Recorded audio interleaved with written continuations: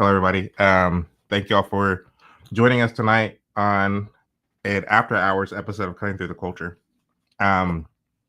Season 2 is officially over, but we're doing these interviews between myself, Blanche, and a guest. And today, our first guest is Mollie Engelhart. She is the owner of Sage Restaurant in California, a very popular restaurant from what I hear, that used to be vegan, but now it's regenerative. She'll explain to us what that means here in a moment. And she's also the owner of Sovereignty Ranch in Bandera, Texas. I've had the privilege of visiting the ranch and also doing some plumbing work over there by way of my plumbing company. So very excited to have her and talk about a whole slew of things tonight. And we also have, of course, Mr. Blanche Robinson. So yeah, what's up, Blanche? What have you been up to? Nothing. Nothing's going on. I just saw you last week. Nothing. Cool. What about you, Mollie? What have you been up to? Oh, we're just nonstop hustling. We're getting this ranch up and going. We got a restaurant going. We're building a brewery. We've been trying to make our restaurants in California survive to no avail. They're struggling. And we are building. We have 40 beds on the ranch now. This is one of the rental houses.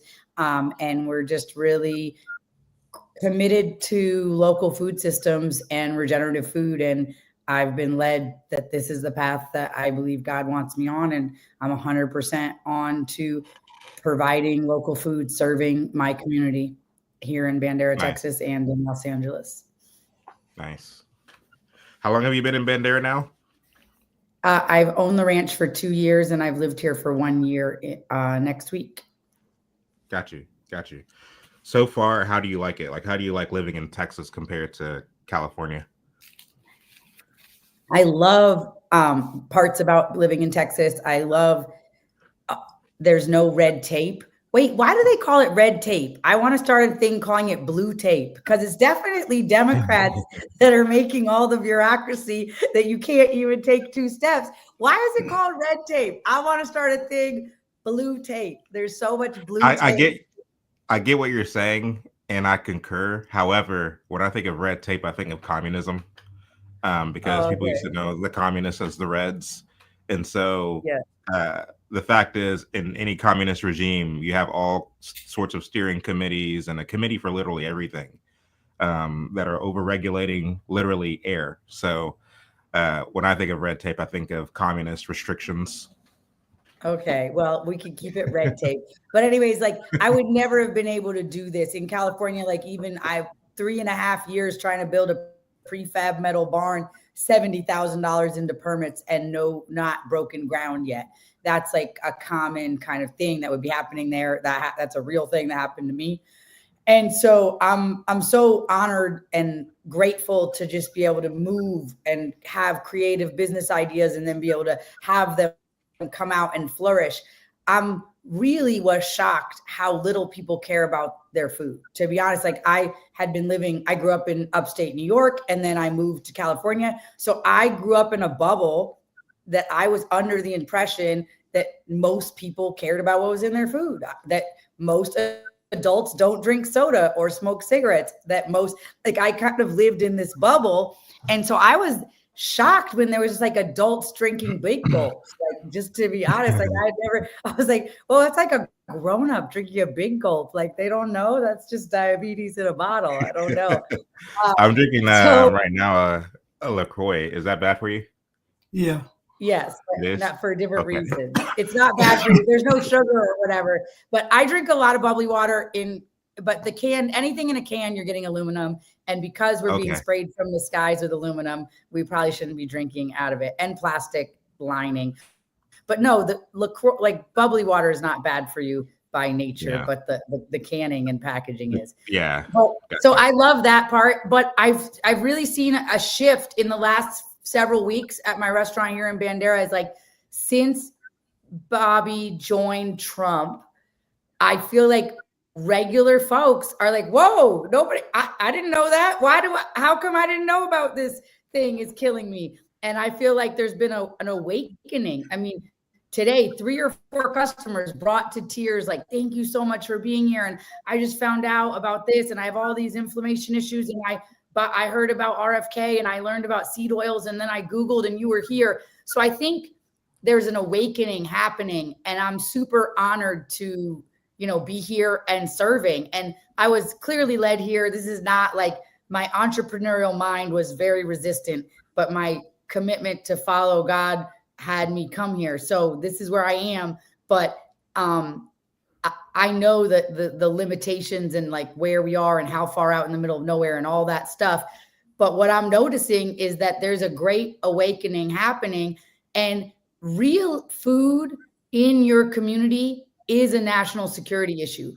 You can't just outsource everything and not think that if there's a supply chain issue, it becomes a national security issue. If we lose power for an extended period of time, if we lose banking for an extended period of time, if we lose internet for an extended period of time, we will have no food within days in the cities. And local food systems are super important. And the reality is, of course, local drilling is important. Local manufacturing is important. But when we think about it, you need air, water, food in that order. And then everything else comes after that. And so you are only as food secure as your neighbor is. And so it's really important that we bring back local farms and local food. And that's what I'm out here on the skinny branches trying to do, following faith. See how it goes. Yeah. No, I definitely commend that. In fact, I was actually talking to my oldest son yesterday. We were talking about basically the fact that modernity has so weakened mankind for the worse. And he was like, well, what do you mean? And I said, well, think about it. Before the technological boom, hell, before the industrial boom back at the turn of the 19th, 20th century, if you wanted to eat, you had to hunt for food. You had to, you didn't have a grocery store on every corner. You didn't have access to grocery stores in the same way as you do today, nor did you have the transportation to get to the grocery stores as easily as you did. And so you had better learn to garden, you had better learn to hunt, you had better learn to basically, work the ground to make a living. Whereas today, downstream of modernity, where there's no need to really garden, so many people think there's no need to hunt, there's no need to really pull your own weight, as it were. We're so dependent on the grocery stores, right? We're dependent on the grocery stores. We're dependent on these outside kind of third-party entities, and those outside third-party entities are regulated by a government who, from what I can tell, don't seem to have our best interests in mind. And so, to me, I think this is something very bad waiting to happen. It's not something bad waiting to happen. It's something bad that's already happened. And I think that's what we're here to talk about this evening. I mean, it's already happened. If I want to sell Blanche some raw milk from my cow, I know he doesn't do dairy, but let's say I want to sell him some raw milk from my cow, I need the government in between me and him. He cannot choose to take the risk on his own to drink raw milk because he believes. And it's that level of interference. Wait. What's wrong? What's wrong with pasteurizing milk? I'm asking you questions as someone who just doesn't have the information, doesn't have the knowledge, and that's what the point of the conversation is. So you're gonna have to like treat me like I'm a kindergartner as you explain these things. You can't just blow past stuff and just talk. You have to slow it down a little bit and explain it. So raw milk, pasteurized milk. So I mean, I could take this back as like I was a vegan. I believed that I believed that milk was bad, and I believe that meat and dairy and eggs were essentially causing cancer. That is part of the vegan propaganda that I had been indoctrinated into. And I started farming. And when you're farming, you're close enough to nature that nobody can lie to you anymore, because you are touching nature every day. And so you know how God works. And so you cannot be lied to. And so as I'm farming and I have this cow and her calf is only suckling 2 of her 4 quarters, I'm milking off the other 2 quarters. And then I'm feeding my son organic oat milk from Costco in a Tetra Pak that's never going to break down. And there's plastics and all types of stuff. And I'm breastfeeding my younger daughter. And I'm thinking, if my milk is gold, perfect nutrition, how could the cow's milk cause cancer? Isn't that also gold and perfect nutrition coming from the same environment with the same microbiology in order to make us safe from what's around us to keep her baby safe?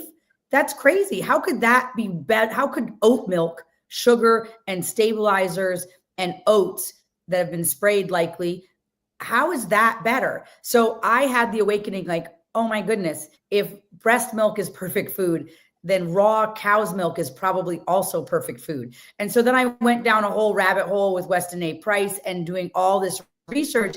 And what I realized is that we started pasteurizing our milk in the early 1900s. People brought their cows into the city and many people got sick. They got brucellosis, they died. I'm not going to say that that didn't happen, but if you take a bunch of cows and put them in the city and feed them garbage, feed them literally just spent grain from breweries and distilleries, and the milk was turning blue and they were putting flour and powder and all types of stuff into the milk to make it white again, there was signs that stuff was wrong and we didn't do anything about it.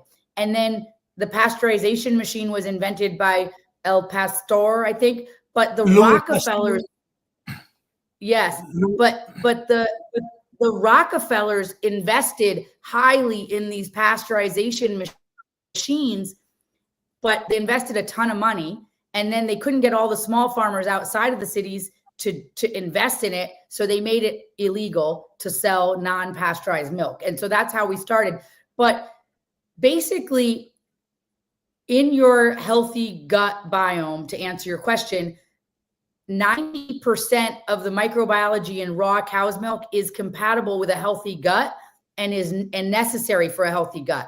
And when we pasteurize it, we're killing off all that microbiology. We're also killing off the lactase, which is the microbiology that helps you digest lactose that's in the milk. So the reason a baby is not lactose intolerant is because the lactate and lactose is together in that raw milk. When you pasteurize it, it becomes non-digestible, it becomes inflammatory, it becomes all of these things. But when it is raw, it's a perfect food meant to create. I just did 18 days raw milk only. I lost like 15 pounds. I feel amazing. And I'm totally reset my microbiome. My skin is clearer. I mean, I feel amazing. Cognitive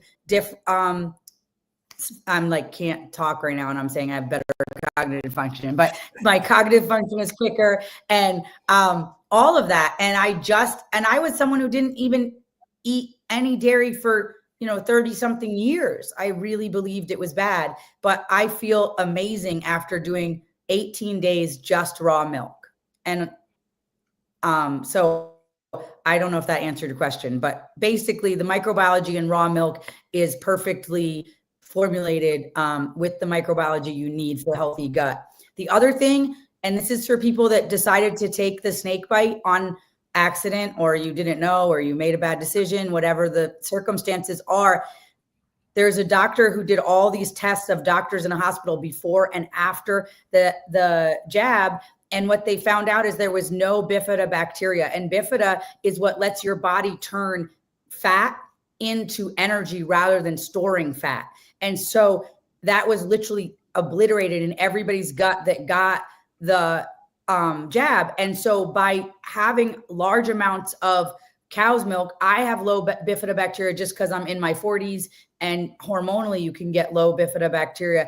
But the thing is that raw milk, breast milk and cow's milk is the perfect environment to grow more bifidobacteria. Children have 90% of their gut bacteria is bifida, and adults can have as little as 2 or 3% or less by the time they get into their 40s. So that's the other reason it's important to drink raw milk, is to keep the bifidobacteria up, because we don't eat enough fermented foods anymore.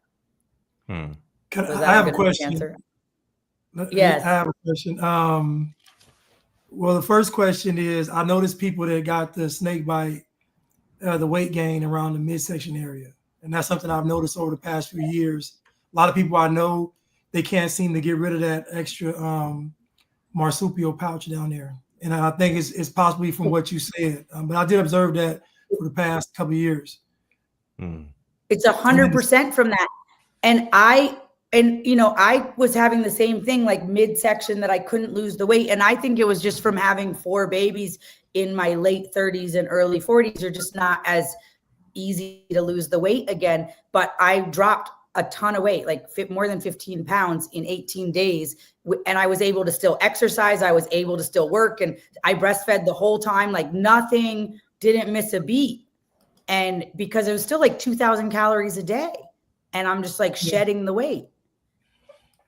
And so, but that's definitely the doctor that discovered that thing about the bifida. She took the vaccine herself, and she's a enterologist, like whoever does internal medicine. And so she was just interested. So she asked all the doctors at the hospital and the nurses if they would give her pre and post vaccine poop samples. And she discovered that there was 0 bifida bacteria in every poop sample post vaccination. And then she discovered that she bought 28 bifidobacteria supplements at the store, and only 3 of them actually had the bifidobacteria in it, like probiotics at the store. And my second question is, I'm writing this stuff down. My second question is, so would the quality of the milk depend on the health of the cow? So in other words, how many cows out there are actually healthy enough for milk to be consumed from? Because somebody can make the argument. Somebody can make the argument that they're putting all this stuff in these animals, and in turn we're ingesting these things that the animals have basically been shot into them.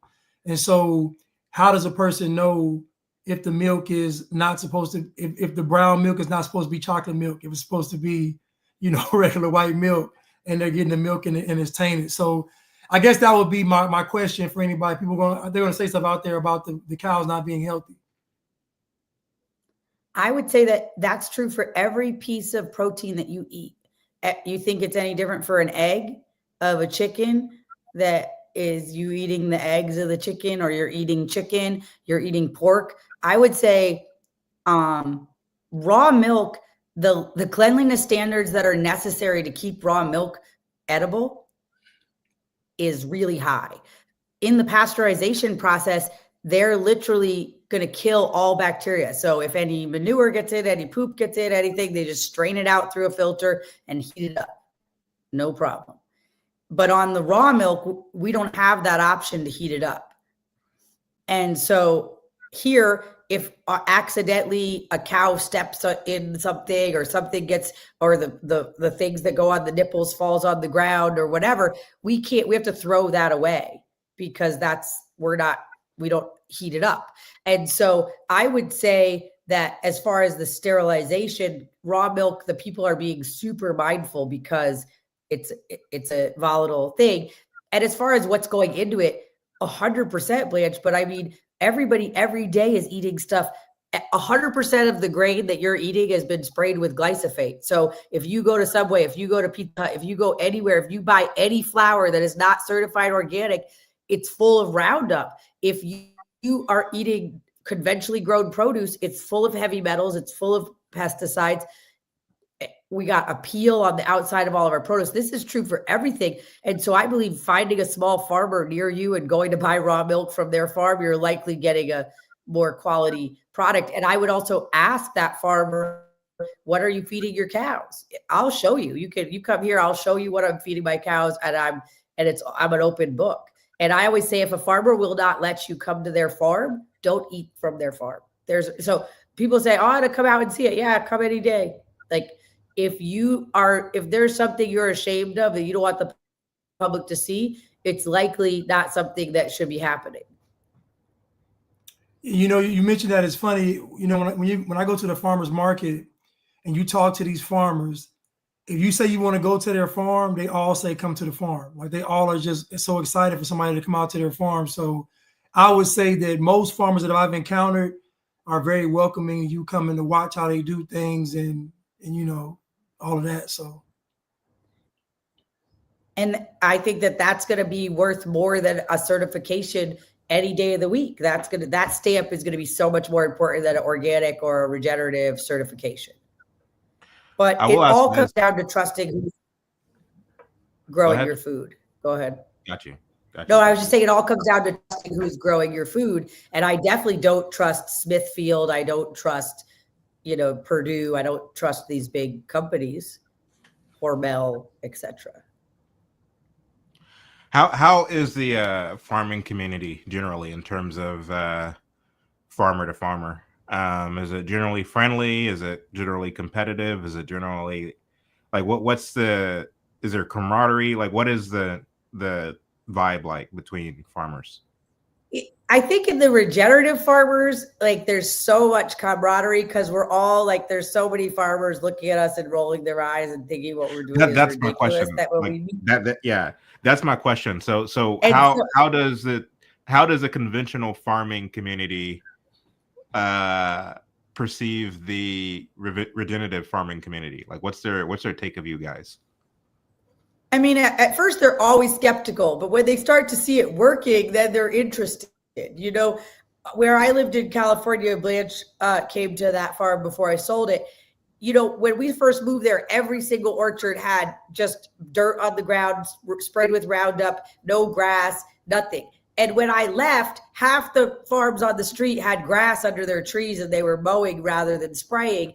And so I think that people, once they see that you can do something and it's working, and when there's a heat wave and my avocados don't die because they're not baking with hot ground underneath them and they have all this grass underneath them that's aspirating moisture and cooling for them, people are like, wow, that works. Let me put grass underneath my avocado trees. I lost 20 trees and she didn't lose any. So I think that when people see the resilience of what I'm doing, or if you're a hay farmer and then you're like, whoa, she's got, you know, she sold this and she's making more money in a month than I'm doing all year.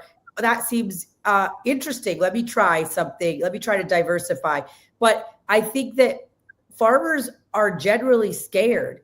They do not want to be the generation that loses the family farm. And so I'm more willing to take risks, I think, because of my position is that I am new to be a farmer, excuse me. And so I see that everybody doesn't want to take a risk, but they want to see what other people are doing because nobody wants to spray chemicals. No farmer, I never met a farmer that feels good about spraying chemicals. They want there to be a different solution. But what people don't know about farmers is, so people complain about getting a break at every 22.5 hours, getting their lunch break, getting this, and oh, my boss made me work an extra hour. Farmers work 365 days a year because animals and food plants need to be watered and fed every single day. And we have to leverage our farm every single year. Now, I don't know if people know this, but you go to the bank and you ask for money for the seed, for the this, for equipment loans, and then you have to pay it off all at one time at harvest time. And most farmers are in this perpetual cycle of leveraging their house every single year and likely working an off-farm job, or both people are working an off-farm job in addition to that. So when you're stretched that thin, it's hard to think outside the box. It's hard to want to take any risks. And that is what people have to understand. When we talk about, people are like, I didn't get my break and I didn't get this and I didn't get that. Imagine mortgaging your house every single year so you could work 7 days a week, 365 days a year, one job, and then work another job 40 hours a week. That's what most small farmers are doing right now. Yeah, that's crazy. I mean, so you would say that apart from that, I mean, well, I guess in addition to that, a lot of farmers are too much in the bed with the government, which is something that didn't start. Which is something that didn't start in our generation. This is something that started a long time ago. Again, at the turn of the 20th century, you saw the FDR administration, for example, paying off farmers so as to not produce a lot of food. Since the FDR administration to today, there's increased regulation, increased government oversight into how farming in America is done in the first place. And so What kind of toll does that take on farms? A huge toll. Like, I can't even get crop insurance farming the way that I'm farming because they want you to farm a specific way. And people, there's all these subsidies and it's some kind of welfare. And if you don't farm the specific way, you're not eligible for those subsidies. And the problem with that is that nobody knows the real cost of food. You might come to me and say, $9 for a half gallon is a crazy price for milk, or $10 is a crazy price for eggs. But I'm $7 into that carton of eggs in feed. And then I had to buy the carton. I had to wash the eggs and put them in there, feed the chicken for years till it started. I mean, I sat 9 months until it started laying eggs. And you're telling me that that's not all worth me getting $2.50. And so we don't have a real sense of what food costs because of all the subsidies, corn subsidies and soy subsidies, but I feed corn and soy to my chickens. So therefore I'm buying food that doesn't have subsidies. And so people don't know. It's not just welfare like SNAP. There's all this farm welfare that's suppressing the real price of food. And people will say, well, she wants food to be expensive. No, I just want it to be honest what the price is. So people don't look at me and say, well, that's crazy. I mean, for example, how much should a pineapple cost? Does anybody know that it takes 2 years to grow one pineapple? Probably not, but 2 years to grow one pineapple. I mean, it should be like $100, 2 years, but we don't think about that. A fruit tree takes 5 years to monetize. So if I plant a pear tree an orchard of pear trees yesterday, then I can't monetize that for 5 years.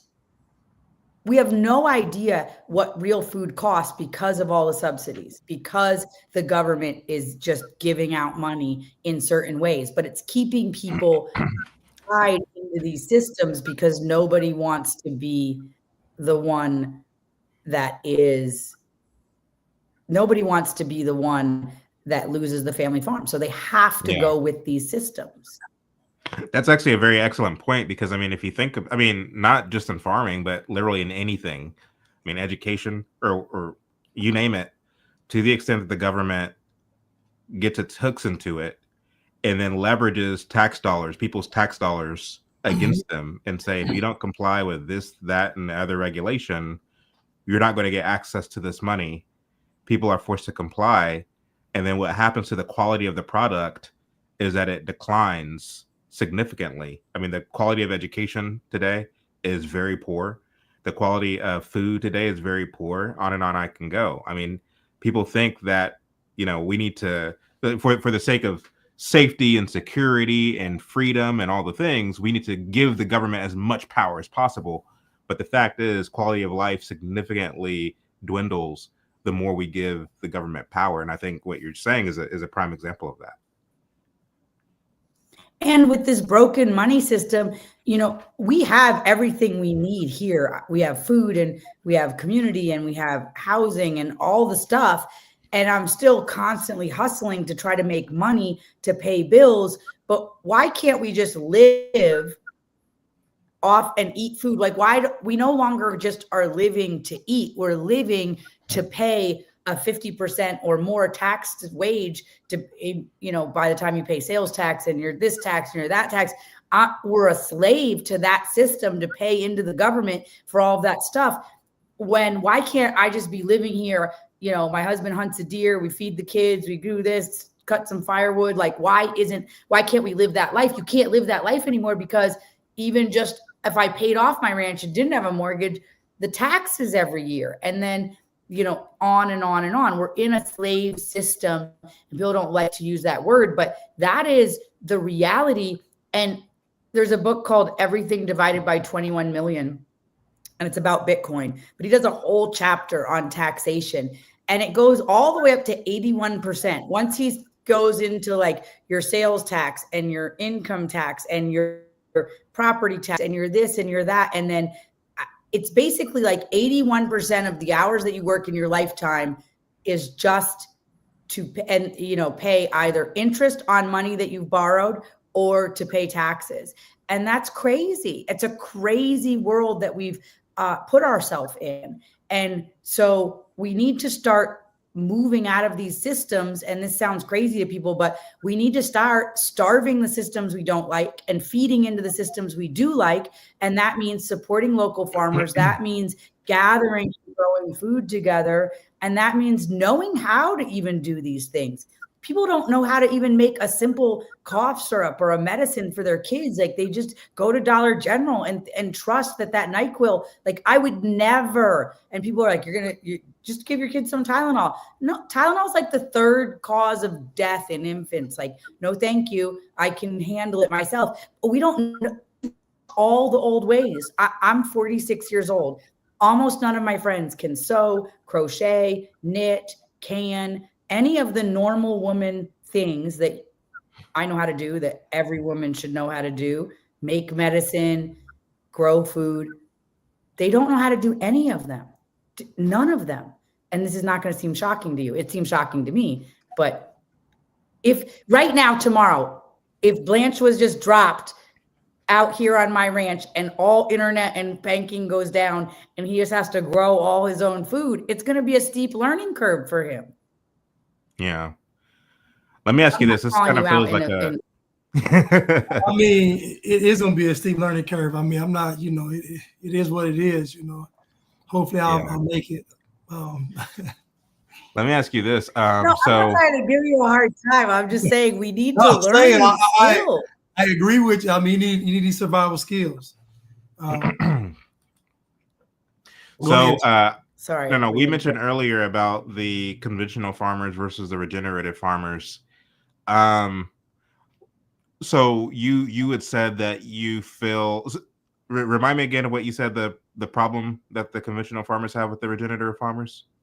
What's the issue that they have? Oh, I don't think they're skeptical. They're skeptical, and they're so stretched so thin that their minds don't even want to think about like doing something different. But once people have crossed over, there's a huge camaraderie in the regenerative farmers, and so excited to meet another farmer who's like taking the same risks that they are. And so there's a lot of camaraderie. But I do think that the best way to show the conventional farmers is for them to see you succeeding. Yeah. That's the best way. And it is inspirational when they can see like, oh, wow, it's a totally different system than what I'm doing. And it's thriving. And then they get brave enough to do it. And I think if there's going to be subsidies, we have tons of farm subsidies for growing bad crops and spraying bad chemicals. Why not have subsidies to help these farmers transition to a better, more nutritious food for people? That's what I think we should use farm subsidies for. So I guess when it first came to my attention that there is a beef, no pun intended, between conventional farmers and regenerative farmers is when I went to your ranch in Bandera and I came back to Dallas where I live and I posted on my IG video pictures of when I went to your ranch. There were some conventional farmers who DM'd me, and it seemed like their biggest schism against regenerative farming isn't so much the way the farming is done, but the fact that it feels to them to be too new agey. And these, of course, were devout Christian farmers who rejected what they perceived to be the new ageism that goes hand in hand with regenerative farming. Can you speak to that if you can?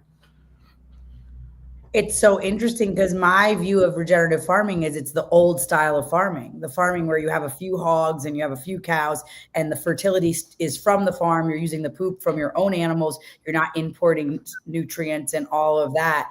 And I don't even know what new ageism. I mean, I come from a super new agey family, even though I'm Christian, I follow Christ. Every time I go on Blanche's show, somebody's calling me what do they call me? Like some kind of, what is it called? Somebody that's like the earth or something. I forgot what it's called, but it's like, because Christmas trees are part of that thing too. Like when you're, there's a word for it, like a person that worships pagan. Oh yeah. I'm always getting confused. Through our DA may be like, are you a pagan? And I'm like, I don't think so.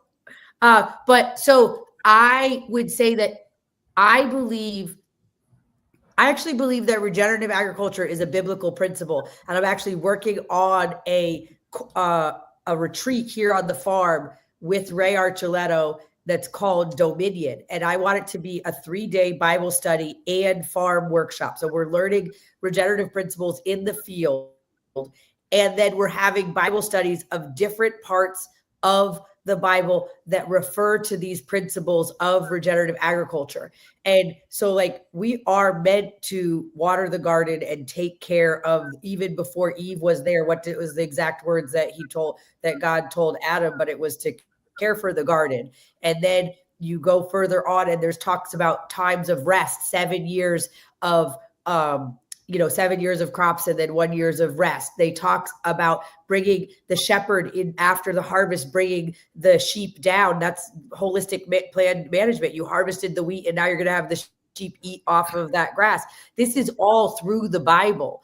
And so this idea of regenerative agriculture being a new concept, to care for the soil, to care for the land, to rotate the crops, to put the sheep or the or bovine on your crops after you've harvested them. These are all biblical principles. So the idea that someone would think that regenerative agriculture is too new agey or could not be followed by devout Christians is really crazy. But I'm so inspired about how I see it all through the Bible that I want to do a 3-day seminar where we're not only teaching about food and soil and gut health and human health, but then we're looking at how these principles were given to us in the greatest book from thousands and thousands of years ago. And so I want to look at those two things together, and I want to have different people do different Bible studies from different sections of the thing over the weekend. That's my idea. And it will be me and Ray Archuleta and other people, and we want to call it Dominion Regenerative Agriculture, a Biblical Principle. Nice. I don't know if that answered your question. It did. So go ahead. This is my theory, right? So a lot of the social justice work, activism, fights against the quote unquote oppression and all this stuff we see, to me, it is the mask for this. Like, so what you do is these people are really essentially fighting for the government to take more control. And if you think about it, that's kind of counter to what humanities need as far as food. And so you have people out here protesting, but if you think about it, what's the underlying theme? Underlying theme is they want the government to step in and take over. And so when you look at people even like protesting against you, the folks outside of your restaurants, mad because you added meat to the menu, if you think about it, what is their end game? Like what is the end game of all these people? And to me, the end game is for us not to be sovereign. It's for us not to want to, like you said, starve the systems that we want. Because even when they mention a food desert, they never mention farming as an alternative. They never mention going to local farmers. They never mention they never mention anything about actually producing food. It's always, it's a food desert here. The government needs to come in and bring us, more government cheese and powdered milk. But to me, I just think that all of these protests, the underlying theme is to keep us from actually being sovereign. I have two interesting things to say about this. So in California, we had a vegetable box delivery program where you could get veggies and eggs delivered anywhere in Los Angeles and anywhere in Ventura County.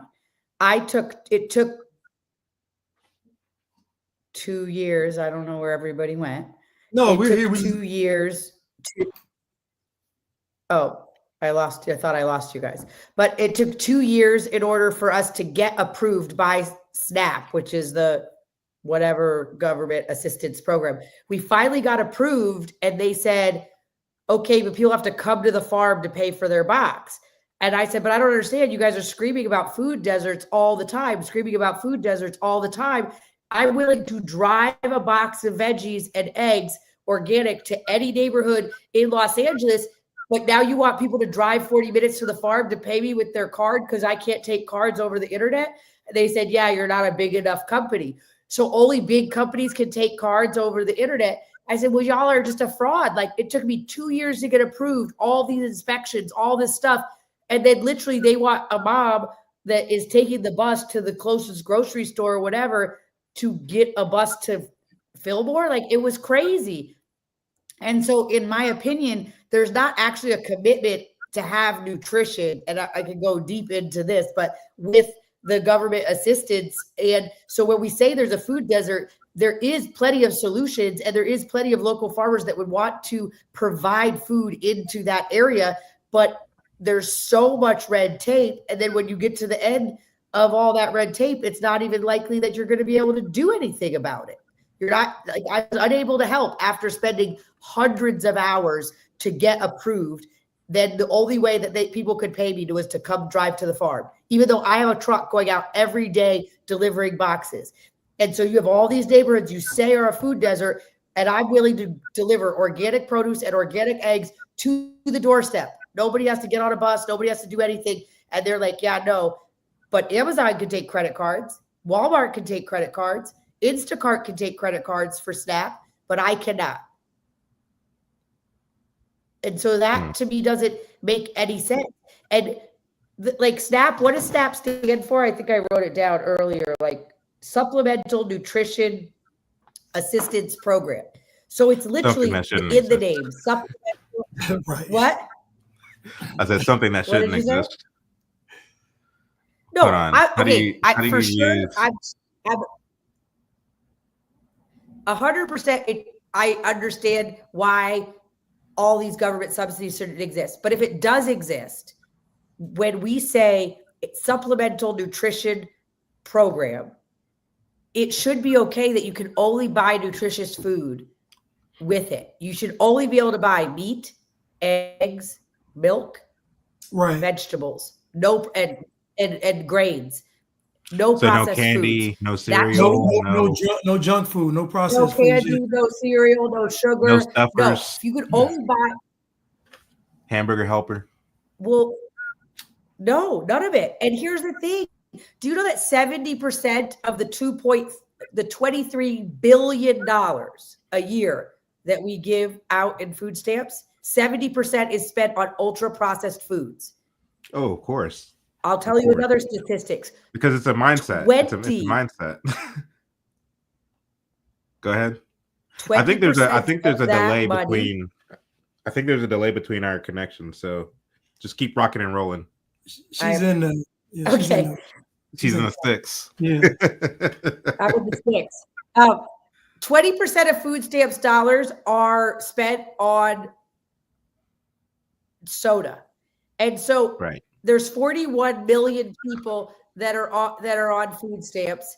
And of those 41 million people, that comes out to $580 a year for soda. The average cost of a serving of soda is 50 cents. So that means that on average, we're talking about $580. That's more than 1,000 servings of soda. Even if they're getting $1 individual sodas, then we're talking about 580 sodas. That's more than one soda a day for every single person on government assistance. There's no way that that should be okay. And do you know that there was a lot of desire in the government to take soda and ultra processed, some other candy and other things out. And the soda companies went to the NAACP and they gave them millions of dollars to lobby on their behalf and say that we're taking away choice and it's racism and all of this stuff. Literally, there's more white people on SNAP than Black people by like far. So it's not actually racism, first things first. Second thing is, it's literally supplemental nutrition program. So shouldn't it only be nutritious food that's available if the government, AKA the whole, is paying for it? I'm sure that someone's going to say I'm racist. Okay, so let's and supplementary, so not primary. I don't think people know the difference between primary and supplementary. Supplement. Right. Meaning Nobody it's not knows supposed the to pay for difference. all your groceries. It's supposed to pay for right what you can't cover. Yeah. So, I mean, but Mollie, let's be honest. Yeah. Can we be honest for 1 second? You're talking. Just be honest for 1 second. So a friend of mine is, talking about, the government's trying to kill us. They're accelerating the deaths. They're chemtrails and the fluoride and all this stuff, right? My argument to that is the average person, if given the choice, if you say this right here is the healthy whole food that you should eat, and this right here is the processed food you've been eating, what do you want to, your choice, what do you want to choose? Most people are still going to choose the processed food. Like, most people don't care about what they eat. They don't actually care. So if we take away every government influence, we say all this stuff goes away, people are still going to choose the poison. And you can call it conditioning, you can say whatever, but I just don't think people care. I don't think if tomorrow food stamps, we're talking about $23 billion. If tomorrow all SNAP could only get grains, vegetables, meat, dairy, eggs, and maybe some spices, salt, pepper, like whatever. If that's all you could buy with it, you could not buy anything with sugar in it, and you could not buy soda, and you could not buy candy, and you could not buy high C, whatever. Do you think instantly it would make an impact? Because people would either have to go get a supplemental job to pay for their soda, or they're going to get healthy. Like, those are the two options. But if we're going to have or they would throw a fit. Yeah, they're definitely going to throw a fit. They would riot. They would protest. They would march. They would literally be marching with a Snicker bar and a donut in their hand, like literally saying, "This is what we like." I'm just telling you, they're gonna have a fit. They're gonna throw. They be throwing cans at people. They have a whole protest of just drinking soda, and it'd be a hot mess. I will say though, because I agree with you, Blanche. There will be a fit, and of course, the media will exacerbate it and blow it out of proportion and make it see they're going to basically add fuel. They're going to throw gasoline all over that thing to make it a bigger national issue. But that shouldn't stop what Mollie is saying from going into effect, what RFK Jr. is advocating for to go into effect, in terms of only making those entitlements able to cover such foods as, things that's actually nutritious. If I had it my way, there would be no EBT. There would be no SNAP. There would be no WIC. All of it will be cut off, and they'll really be burning everything down. But in the name of compromise, what Mollie is advocating for, I think, makes a lot of sense. I don't think it goes far enough, but at least it's better than what we currently have. No SNAP, I'm not advocating. No nothing. Yeah. I'm not advocating for anything. What I'm saying is the collective is paying a lot of money.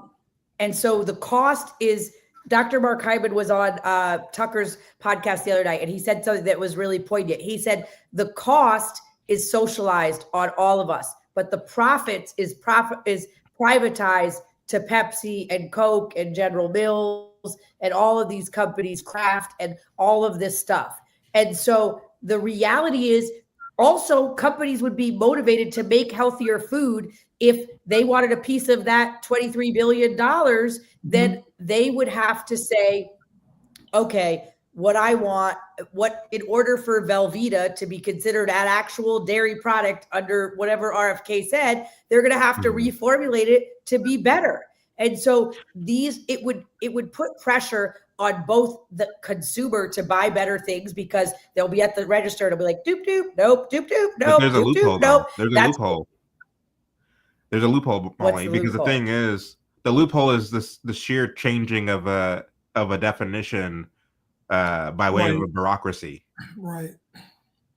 Of calling something organic when it's not organic. But hey, this bureau, this bureaucracy, this government committee says it's organic, therefore it's healthy. Just the sheer changing of a definition. And in fact, the problem is that a lot of these so-called scientists are in bed with these government bureaucracies and agencies who 100%. say trust the science, but the reality is their answers and opinions are more influenced by the dollars that are granted to them, more so than the actual facts. And so all they have to do is change a definition in order to comply with what it is you're talking about. You know what I'm saying? So like Pepsi would just say, this is the organic Pepsi. There already is, like, I just thought there's organic Reese's peanut butter diet cups. Pepsi. Like, you see what I'm saying? Like organic Reese's. Like, come on, man. Well, come on. But what I'm saying is, yes, there'd have to be. RFK is also wants to change that. He wants to take the money out of the science and say we need science that's not bought and paid for. And what I'm saying is, sure, you want to take away soda. I mean, you want to take away food stamps altogether. Great. I don't see that happening. I don't see the will. I don't see the political will to make that happen. I'm saying we're in a moment where there might be political will to shift what we're spending that money on.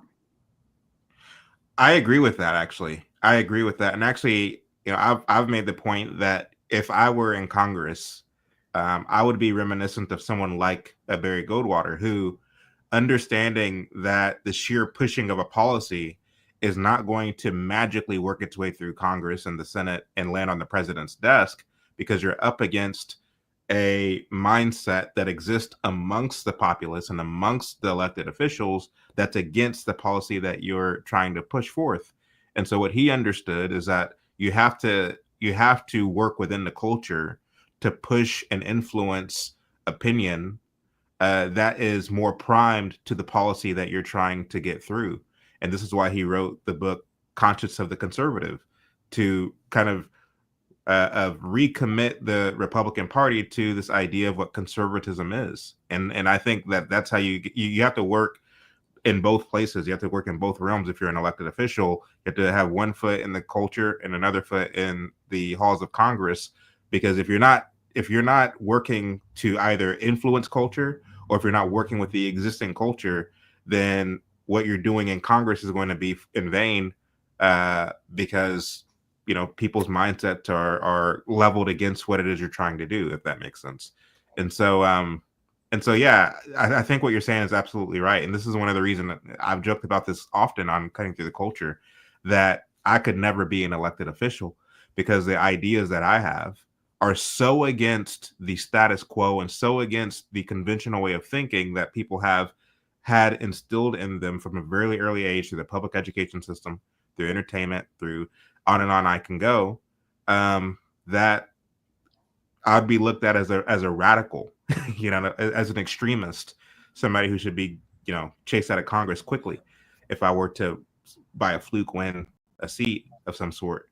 And so understanding the temperature and that my hand is not on a thermostat, as it were, it's not wise for me to run for Congress.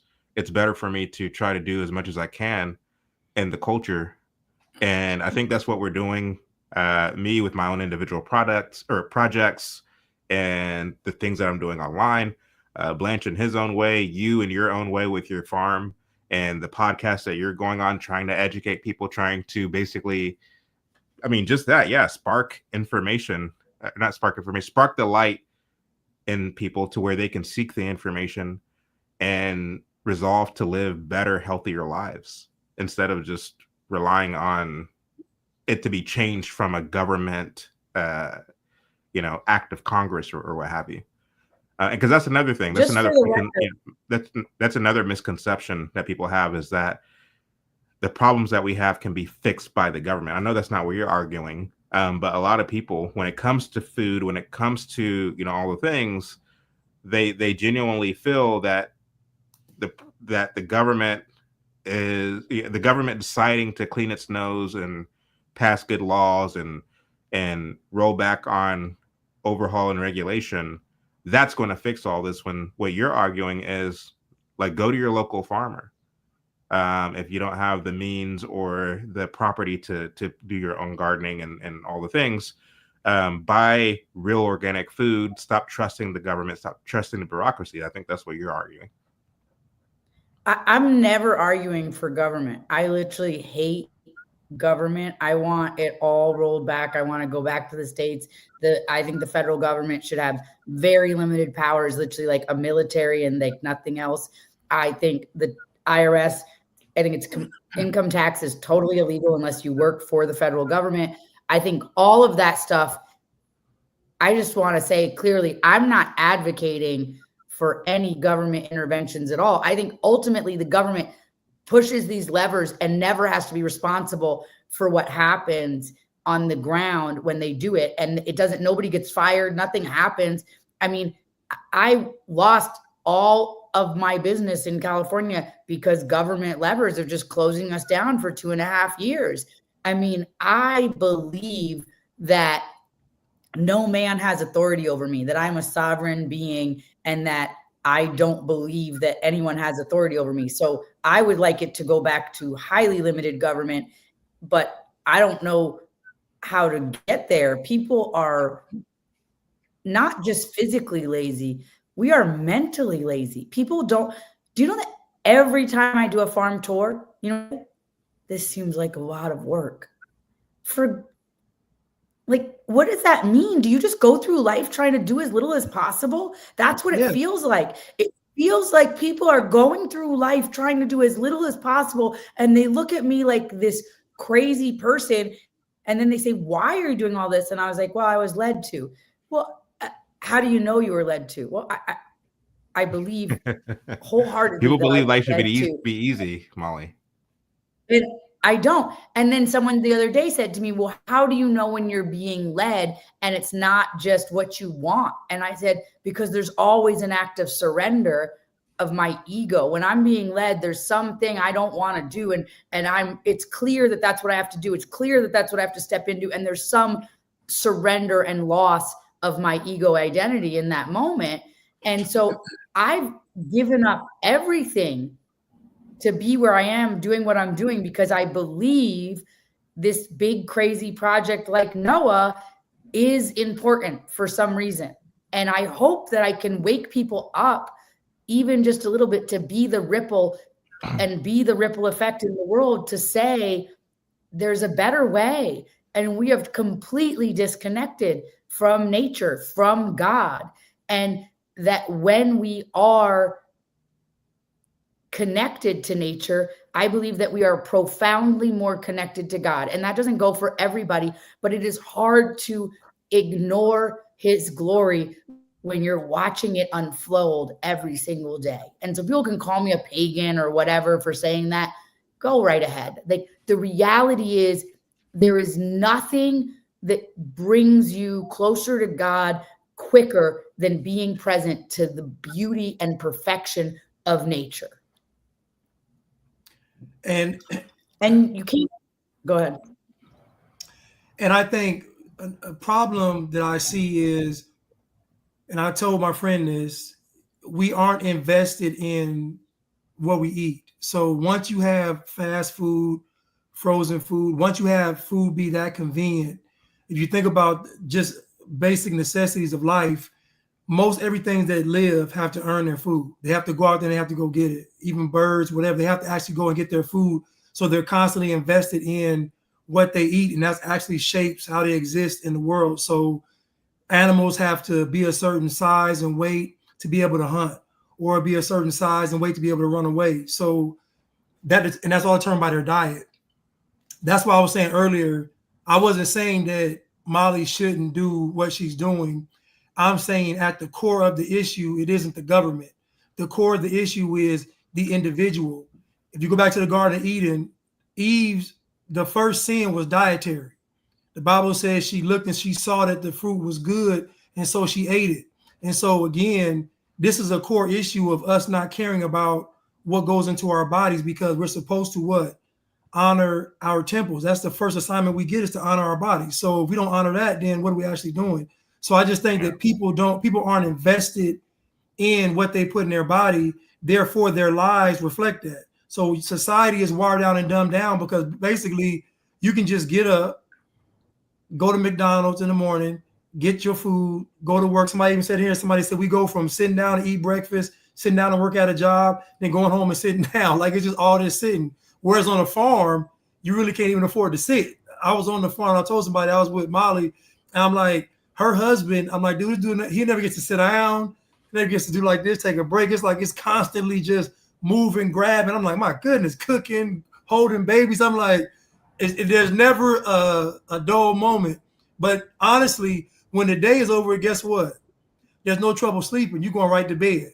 Even now, people can't go to sleep now. You know why? Because they're not living on the farm. Yeah, they're not tired. Right. You know, if you work on a farm, when it's time to go to bed, you're going to bed. And so I just think that people aren't invested in what we eat. And I really think, Mollie, that a part of this, I guess, journey or task is trying to share the importance of, eating healthier, like eating actual whole foods, eating foods, because I don't know, especially in our community, is bad. It's very bad. Oh yeah.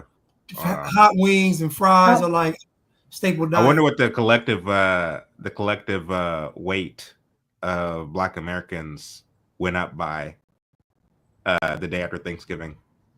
Oh, at least 37 trillion tons. It's really not true. But at least. So what's interesting is with RFK joining Trump, all these liberals are all of a sudden carrying water for the seed oil companies. I got people texting me on Instagram, like, if people want red dye 40 in their Fruit Loops, they should have the right to have it. And I'm thinking to myself, they can go out and buy red dye 40. Nobody's stopping them. We just don't want it in everybody's Fruit Loops. Like, right. Come on. And they're like, he told me, you're gatekeeping seed oils. Literally, there's no restaurants that don't serve seed oils. Like, I'm literally not gatekeeping seed oils. Like, I don't have the power with my 13,000, 14,000 followers to gatekeep seed oils. Like, but the interesting thing that's happening right now is, now that this Maha thing is happening, liberals are all of a sudden like freaking out because healthy food is their thing. And they're now like carrying water. And so this guy says to me, well, only 23% of people work out regularly. And I'm like, and that's the real problem. It has nothing to do with what's in our food. That's a little high. How many? A little high. 23%? 3%. Heck no. He said that 23% I think it's of Americans. maybe 13%. I don't think it's 23%. Okay, I'm just telling you that this is the argument I had with this person on Instagram. But so he said only 23% of Americans work out regularly. I don't buy that I said, okay, but here's the thing that is interesting to say is that if that is true, okay, let's even say it's 13%, and the real problem is that people don't work out is the real problem, and food is fine. There's no problem with food, which is what his argument was. No, I disagree, because I know people that there's more fat people. There's fat people at the gym, like 50% of the people at the gym are fat. And the other thing is, working out in a gym is a function of our lives being not what Blanche described my husband's life as, because we now have excess calories that we are eating that we need to go burn off because our life is not burning off our calories. And I'm not saying that there's not good stretches and things to age better. Like, don't anybody say Mollie doesn't think people should work out. That's not what I'm saying. What I'm saying is, if I'm deadlifting 5-gallon buckets of chicken feed all day. I get your point. Yeah. I have no interest in working out at the end of the day. I'm lifting 5-gallon buckets of salt, lifting 5-gallon buckets of chicken feed, lifting 15-gallon buckets of pig food, and carrying stuff around. But we live in a life where we have calories are so abundant that we can just consume so many extra calories that we need to go into a fake environment with fluorescent lights and run in place. Like, something is broken here. Like, if we were growing our own food, or even if we had, like he said, being connected like a bird, it's going out and connecting their food, we wouldn't throw away so much food. We would be more mindful of it. I had this huge pumpkin, 70 pounds of pumpkin meat from one pumpkin. I made pumpkin mac and cheese. I made pumpkin queso. I made pumpkin hot sauce. Like, I made 15 cases of pumpkin hot sauce from this one pumpkin. Everybody's like, what's the big deal? Just feed it to the pigs. And I was like, I don't know. I feel like we should use it. We have this big pumpkin. And I turned the one pumpkin into $1,500 of hot sauce. So, that's a good thing. But most people would be like, oh, I just have this big pumpkin and it's big. And so it's too much. I'm going to throw it away.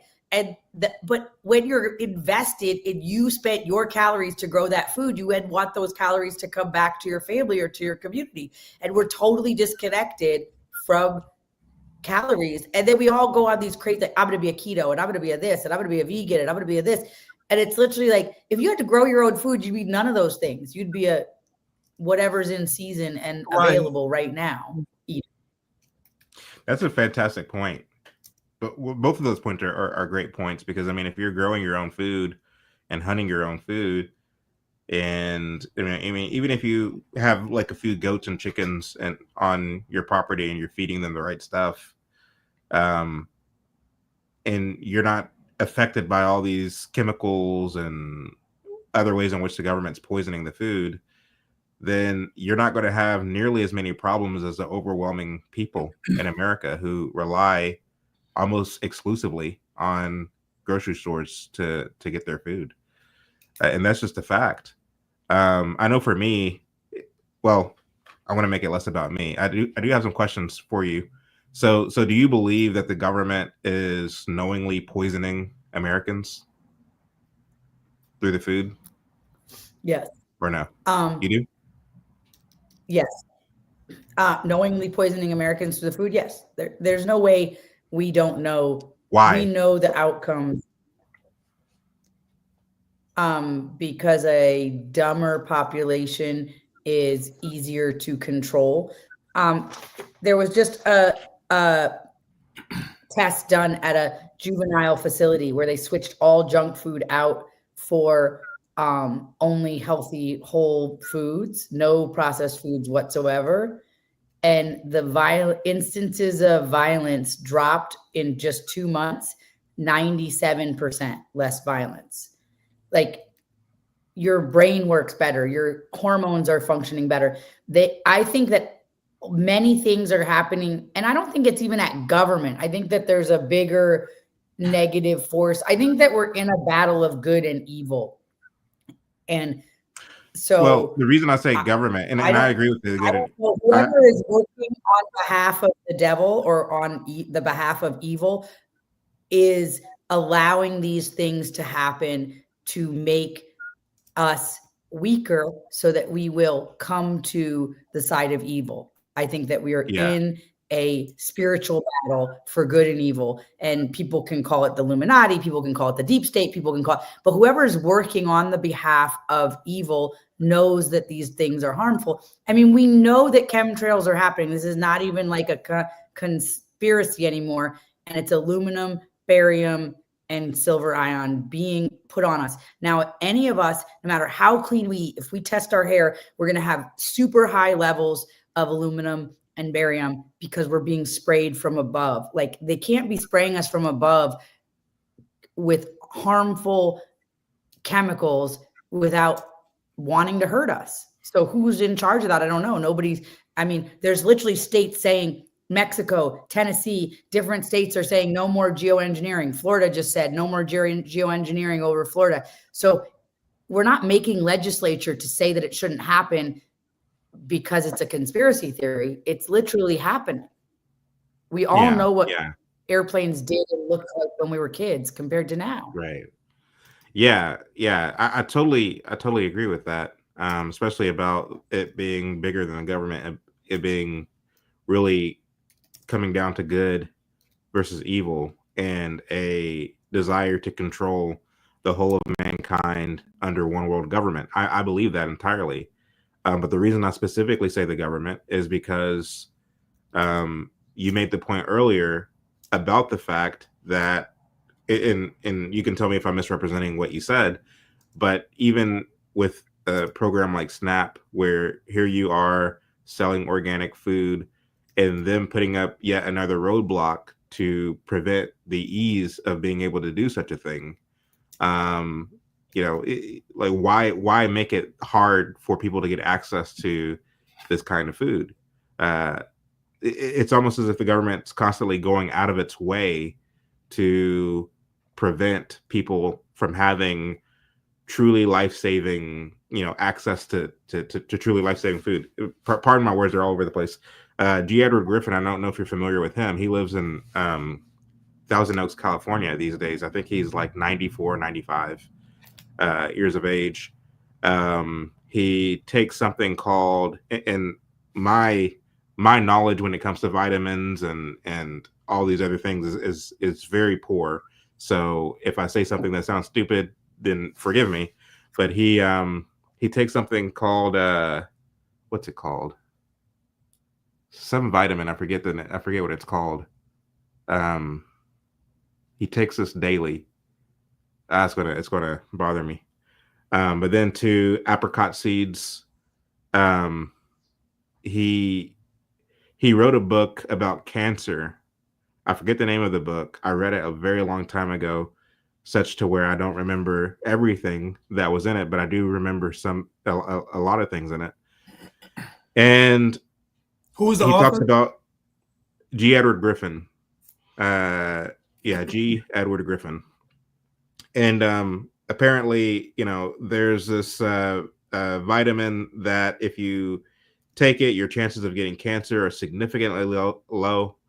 And the government stepped in and outlawed it. And there was a doctor who was selling it, and the feds went after him and plastered his face in the newspapers as a criminal, and everybody disowned him, and it just a total mess. And the fact is, even if the government isn't the top level of the game, the final enemy of the game, they are definitely an agent, it seems, in pushing poison and making people unhealthy.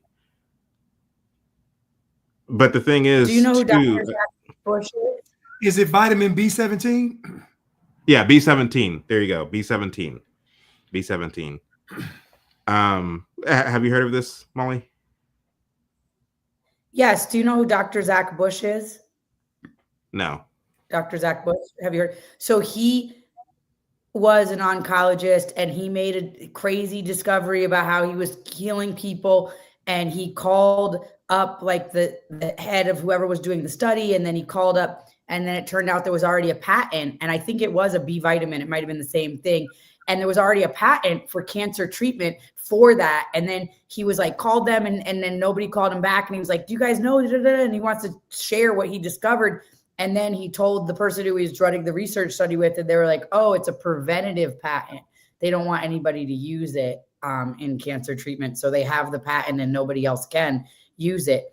And when he realized that, he actually he started Farmer's Footprint, which is a soil nonprofit, and really he just was so disenchanted that he had found this way to cure cancer.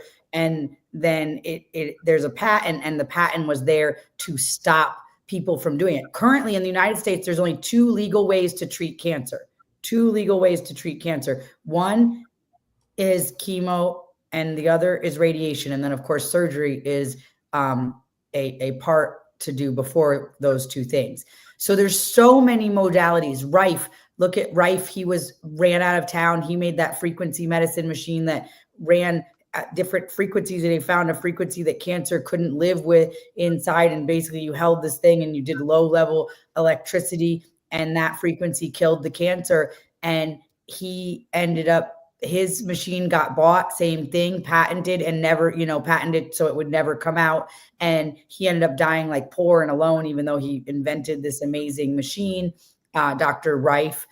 There's so many stories about this where there's so many different modalities of how to cure different things. And even there's a guy that, do you remember when Trump said bleach could cure COVID? Do you remember this? And everybody He got gave mad. me an example. He said if there was something like bleach that you could drink, because bleach kills COVID. So there's something called MMS, and MMS is the salt that's in chlorine, and then you activate it, a mineral salt that's in chlorine, and then you activate it with citric acid rather than whatever they activate chlorine with. And it's available as a water treatment, like if you need to sterilize water, that drinking water. But there's a guy who wrote a book and he cured malaria with it because it was all they had, and he was somewhere, and all these guys were dying of dysentery, and he cured all these things. And then this guy got very interested and he wrote this whole book. There's protocols for MMS for everything from pink eye to cancer to everything. And basically you can't even buy MMS anymore. People go to the pool store and then they go get citric acid to do it. You can still buy it in Germany, like as a water treatment thing. But I mean, it's cured so many different things. But I know that he had just talked to those two pastors that were selling it in their church. And then Trump said that. And then those pastors went to jail for being snake oil salesmen. But the truth is, MMS can cure so many different things. I had periodontal disease when I was pregnant with my third baby, and they wanted to do surgery because they said it was so infected.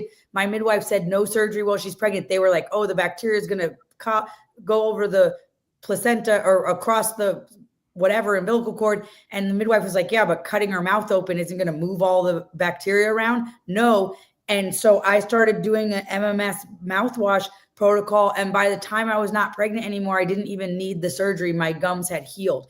And now I'm not giving medical advice. I'm not telling anybody to drink chlorine or whatever, but I'm just saying this is something that had so many, and his books, you used to be able to get the guy's books on Amazon, and now you can't even get them on Amazon anymore. You have to buy them like on secondhand bookstores. And who's this author? It's going to bother me. I'm going to think about it. We can go on. And then when I think of it, I'm going to remember you, but it's the MMS, the miracle solution. I can't remember his name, but I'm going to remember it. Chlorine dioxide. MMS is whatever the salt part of chlorine is, but not the chemical part. And then you activate it with citric acid. And it has so many. I mean, I had a goat that was like uncurable. I'd gone through like 5 different rounds of antibiotics, and we were going to put her down. And I was like, well, let me just do MMS as a final last thing, and like totally cured her. I had a cow that had a skin condition. We were going to put him down because hair was falling out, did MMS in his water, totally cured it. It cures so many different things. And so, but basically I know that that's what Trump was talking about, but everybody said he was talking about chlorine, and that was like not, the thing. But the reality is, this is being suppressed, and now you can't even buy his book on Amazon anymore like you used to be able to. Wow. So for sure, it's everywhere that's happening. And Dr. Zach Bush, you can hear him. He's been on many podcasts talking about how he discovered this this book, Cures, and then what happened. Okay, I found the book here on Amazon. So I mean, not on Amazon, here on a used bookstore. So let me see, so I can tell you the guy's name. Yeah, they're saying it's called the MMS.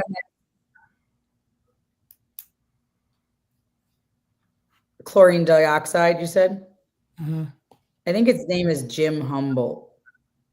Okay. Yeah, Jim Humble is the guy's name.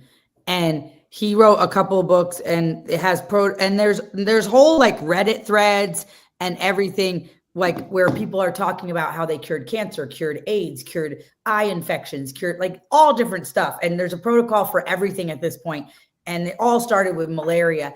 But what's interesting is everything that killed COVID also killed parasites. And then we're now discovering that a lot of things that killed parasites also cure cancer. There's all this evidence coming out that ivermectin has been used like as a secret protocol for cancer for many, many years. So it's interesting to think about what is it that is causing cancer? What is it that's causing COVID? What is it that's causing these things? And what's interesting is that a lot of things that are working for parasites and working for malaria are curing these other things. And so it's interesting to look at that. But ultimately, anything that the drug companies.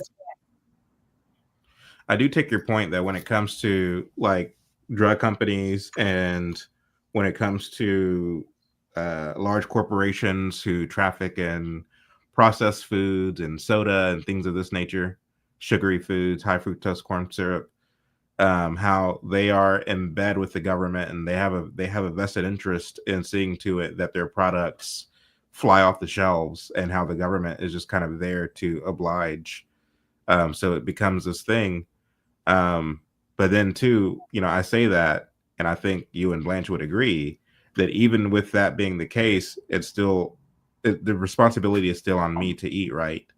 And because that's the thing. It's like I feel Mollie and Blanche that what we're really up against is a mindset that is an infection as far as our generation is concerned. After the 1960s and probably actually before the 1960s, but it increased in the 1960s and it's continued to this very day. And that is the spirit of indulgence and the spirit of entitlement, this notion that life should be easy. This is the reason why most Americans send their children to public school. This is the reason why most Americans are not interested in gardening their own food.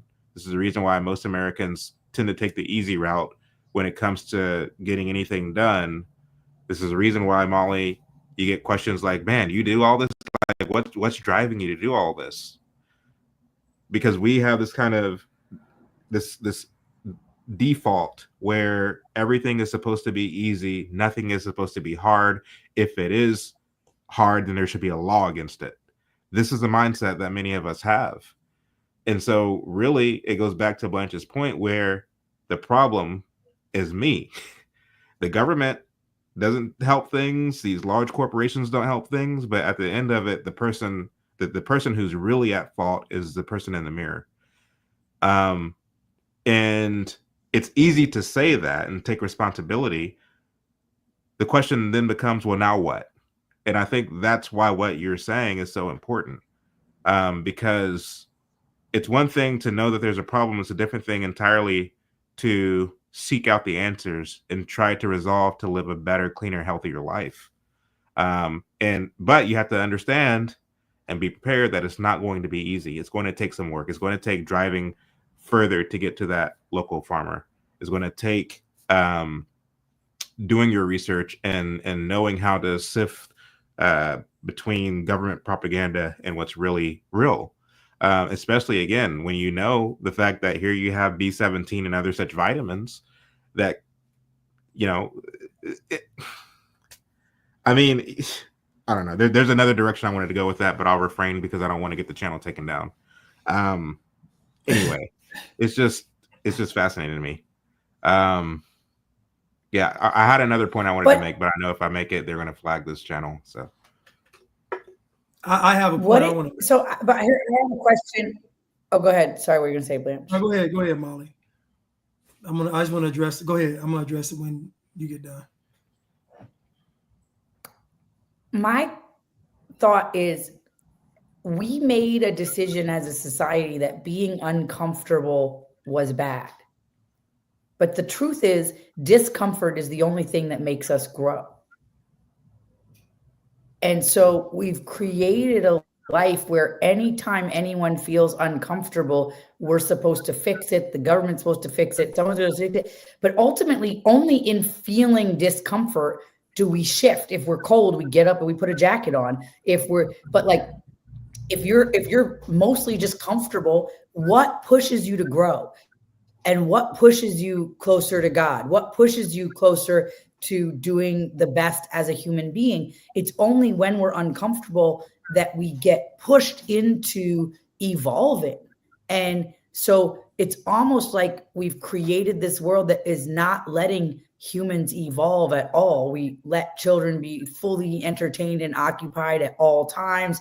We don't let boredom, we don't let discomfort set in to have people use their imaginations to push to do more. And I think that that is a big problem, that we are not good at being uncomfortable. And ultimately, I think successful people are excellent at being uncomfortable. Mm-hmm. That's a very good point. Yes. So somebody made a comment about, them stealing Black farmers' land and all of this stuff. And so I just want to say this and about being comfortable and uncomfortable, because this is a great segue. If there are so-called food deserts in the Black community, then why don't I see the same energy put towards that as I did for George Floyd and any other police shooting? Why are Black people so galvanized by foolishness, but not things actually pertaining to their health?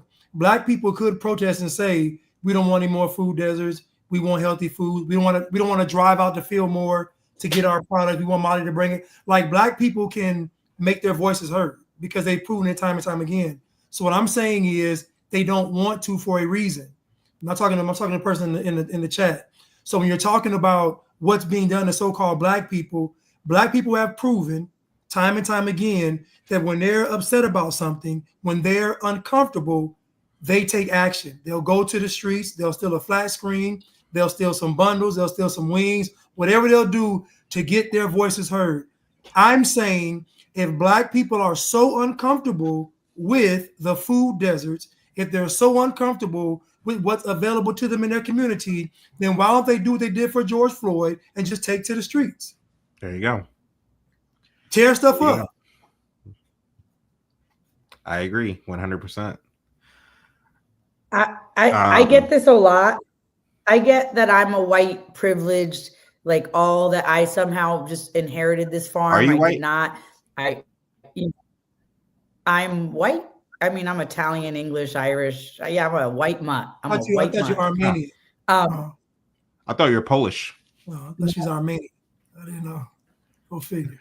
At any rate, I'm very white. But I get this a lot, like that it's my white privilege that I can grow my own food. I live with 22 people on my property, and they all participate in different ways. And if people really want to grow their own food, there's tons of ways that they could collaborate and live with other people and do it. But it takes trust. It takes emotional intelligence. It takes willingness to live in community. And none of those things have anything to do with race. We have people of all different races that live here on the farm. And when in Fillmore, I was the only white person who lived on the farm. And so this idea that honestly, I have people that live on my farm right now that don't have the stress of the mortgage and the this and the that, but they have all the benefits of the food and the raw milk and all the things that we have. So I'm not sure that that's not a better deal. Like, I'm not sure that they don't have a better deal. So this idea that I'm participating in some sort of white privilege and there's no opportunity for people of color to be on land growing food, that's not true. You have to do it in community, in groups, in trust. And so there's lots of ways to get onto land. And the main thing, if you want to be mad at somebody about how many small farms are going out of business, how few people of color are on land, it's a banking issue. Banks. So again, we're talking back to, do I think the government is intentionally manipulating stuff? You need 30% down on farmland, but you can buy a stupid mansion in Beverly Hills with 3% down jumbo loan, but you need 30% down on farmland. So I'm going to say, yes, they're manipulating it. And if we really want to take to the streets about something, what we should take to the streets about is there needs to be a banking product that lets us get onto land for 3%. If we want to do something better than live in a house, then that's just a house in a neighborhood, we should have the same rights of the people that can get a house in a neighborhood for 3% down. We have 0% down for people that are military. We have all these programs. We should have a farm loan program that is not 30% down. And that is it's a banking issue. It is not a race issue. So who came up with the 30%? Is the 30%, is that the government, or is that the banks on their own volition in the private sector deciding that that's the number that we're going to use, or is that the government regulating the rates and the No. So the banks are saying on their banks, well, it's funny you say banks on their own volition. Where do banks get the money they lend? From their customers, right? No, it's printed at the Federal Reserve and they buy bonds. Like it's all money. It's like the money it depends on the bank, no? Invented. When I sign my name, it's coming out of my Social Security account, my trust account, where the government is, I'm a slave, chattel, I am the chattel, and there's money in a trust account. And so they're saying they're lending me the money, but that money is literally just being invented out of thin air, gets printed and comes from the Federal Reserve to the bank. I don't want to get your thing flagged either. But so let's go back to, yes, banks are independent things, but most of them are all beholden to the central bank system. Right. And banks say the reason they need 30% down is because it's hard to resell farmland. It's easy to resell a house. So that's their reasoning. So, but the government loves to interfere, right? So we have all types of Fannie Mae. Those 3% down loans, those are government-backed loans. Yeah. When you're in the military and you get a 0% zero down, that's a government-backed loan. And all these products where people can get into a house for barely any money, all that, those are government-backed products to make it equitable. So all I'm saying, it's not going unnoticed that there's no government-backed product to help people get onto land. Nobody wants us on land. That 30% ensures that big corporations are only people that can buy big farmland. And the more they centralize the food, the more they are in control of the weapon. The food is the weapon. And so it is both being weaponized by what's in it, and it's being weaponized by a central control. So the banking system is a centralized system. The pharmaceutical industry is a centralized system. And the food industry is going the way of everything else if we don't conscientiously stop it. We are outsourcing to the cheapest labor, everything. So we're getting wheat from Ukraine, and we're getting lentils from Africa, and we're getting rice from China, and we're getting avocados from Mexico, and we're just outsourcing to the cheapest labor. But if something happens, like we spoke about at the beginning of this segment, then what happens to us in Central Texas when we can't get all those imported things? Right. And so we have to make it a priority to go back to being on land. But that also probably means living more tribally, we all like having our own little box and having everything go exactly how we want it to go. Most of what I have to manage and negotiate amongst people here on the farm is like, they picked up this thing and they moved it and they didn't put it back. And I'm like, managing adults in community is hard, but that's the reality, is that it takes community to do this. Nobody can do it all on their own, and nobody can do any of it all on their own. It's just you guys, not you guys, but people in the world are relying on the Amazon driver. Their community that they're relying on is just a bunch of people that they don't know. And my community that I'm relying on is people that I'm intimately know. And so if they're frustrated, I have to like manage that upset. But we're all have a community that's supporting us to live. It's just, are you participating in that community, or are you just a consumer? So speaking of community, I wanted to move quickly into, I guess, the latter part of the title, which is we talked about the food crimes, but I now want to talk about the food cults. So you had or have Sage over in California. Sage, these are 2 restaurants or 1 restaurant? I had 5 restaurants. Five and restaurants. Now I'm down to 2, and I'm down to 2 restaurants. Shame. Right. So shame. You're known as a very popular vegan chef. right? And your restaurants there in California were very successful. Recently, you made the move to serve meat on your menu. What kind of reception did that have? It did not have a good reception, and the restaurants were already struggling. The truth is, my restaurants were doing $7 million a year prior to the pandemic, and post-pandemic, they were doing less than half of that. And you got to get, that sounds like big numbers, but restaurants, when they're doing everything perfect, are really just bringing 10% to the bottom line. So we're not talking about, but these were very successful restaurants, and it just, we retrained people during the COVID. And so I was going to close my last 2 restaurants because they were not making money and they were losing money. But I thought, you know what? It's inauthentic for me to at least not try to make them regenerative. I believe in farming. I believe, and if I want there to be regenerative farmers, I need to be the change. I need to be the consumer as well. And so I sussed out all of these farmers and I put together a menu and I shifted it. I made the announcement on Earth Day that I believe that the vegan diet is not the best for the planet or humanity. And the vegans went crazy.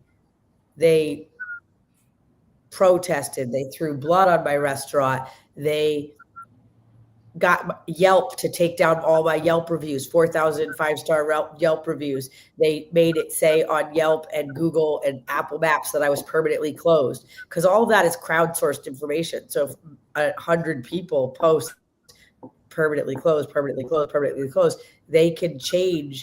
And then I was like, we're not permanently closed. Well, 100 people are saying you're permanently closed. I understand they're on purpose saying I'm permanently closed. It's like they have a campaign to do that. And so they did significant damage to an already failing restaurant.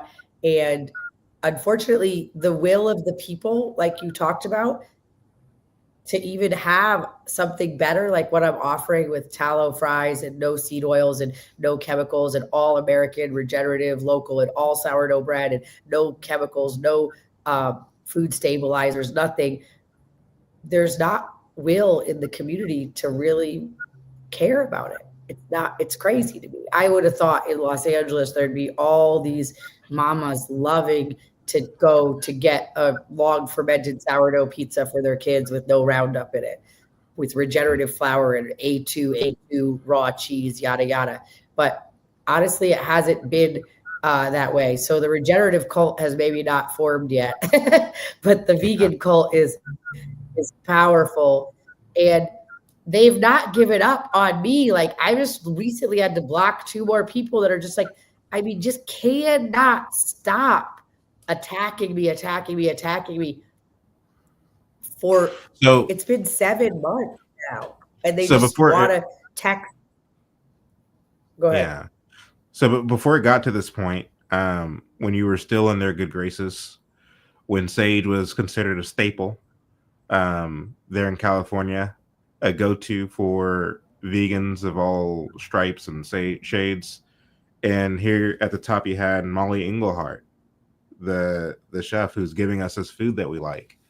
When you were in that place, did you sense the crazy amongst these people, or did you? I used to say quietly. Yeah. I used to say quietly, like, I'm in a cult I never signed up for.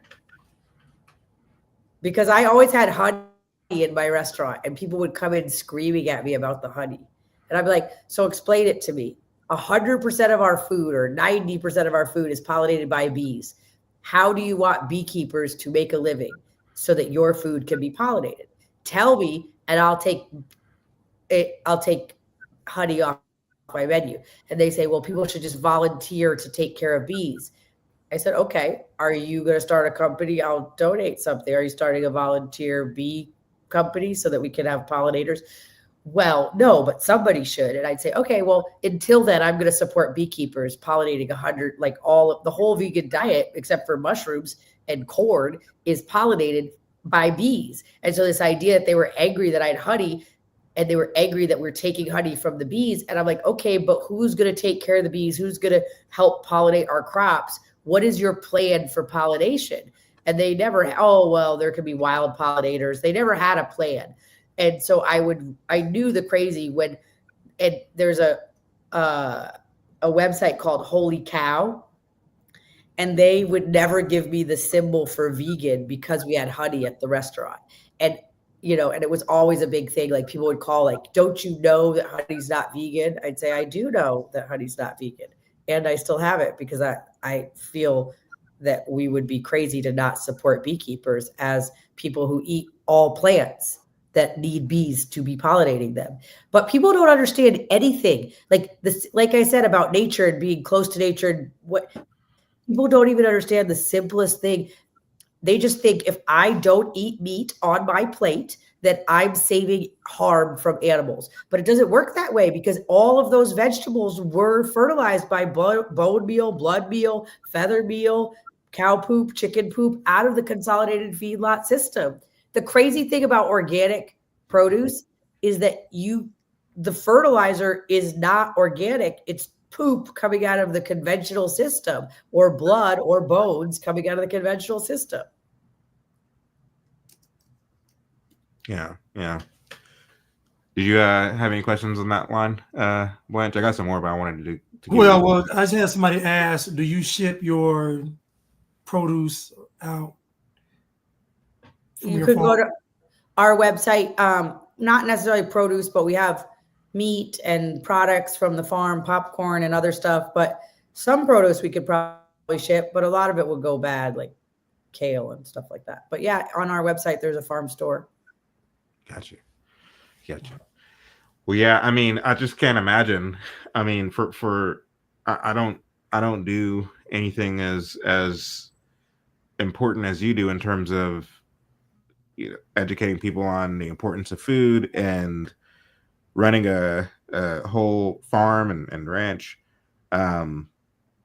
or what you were doing I mean, I do run a plumbing company here in Texas, but you had 5 successful restaurants there in California. And whenever you're, I guess, in that place, you're a rock star. You have all these people who are coming to your restaurant, and you're sensing something is a little off about them. I mean, like, did you see this coming, or what did you think would be the end result? Like, whenever you were, I guess, at your peak moment? I knew this was coming from the vegans. I don't know if you know this, but my father owns Cafe Gratitude, which is a very famous vegan restaurant. And in 2015 or something like that, my dad ate a hamburger, and my stepmom, who is like 70 years old and thought Instagram's like a way for her grandchildren to see what's going on, put a video of my dad eating a hamburger and said, you know, Grandpa Pappy hasn't eaten a hamburger in 40 years, but now he did. And it was his cow who got sick, and he was going to put it down. And the vet said, we haven't given any medication. You can still harvest it. He had her for like 8 years. He loved her. He took her to the vet at UC Davis, and he decided to harvest her. And then he realized, like, I don't eat meat because I don't want to cause harm to animals. But this animal I loved my whole life. It would be honoring her to eat a hamburger. And so he eats his first hamburger in 40 years. And the vegans went. White people stuff. That's white people stuff. Go ahead. And so the vegans went crazy. They spit on my brother. They called me. Oh, wow. Word. They threw blood on the restaurant. All of our restaurants, even my restaurants, and I had vegan friends coming to me like, I have a big following. I could help you disavow your father, or like distance yourself. Like, I'm not distancing myself from my father. Like, my father didn't do anything wrong. And so I knew this was coming. I just thought that people that cared about regenerative agriculture, nutrient dense food, microbiology, American farmers, I thought there'd be more of those people that would come in and support than the vegans that were going to be mad. And that's where I miscalculated. But I knew what was coming was coming. Yeah. I knew it was coming. We actually had a whole plan with my husband, was like, I don't want you to look at social media for a few months. everybody was worried that I wasn't gonna be able to take all of the, we hope that you die of cancer, we hope your kids die, like all the stuff that people said. There was some concern that it would be emotionally wearing on me. So we knew it was coming. And we had a plan for other people to check my Instagram and stuff like that. So yeah, I know for me, because and I guess the reason why I was asking specifically about like where you were then in terms of being at the top as far as, you know, these people were concerned to where now being hated by these same people.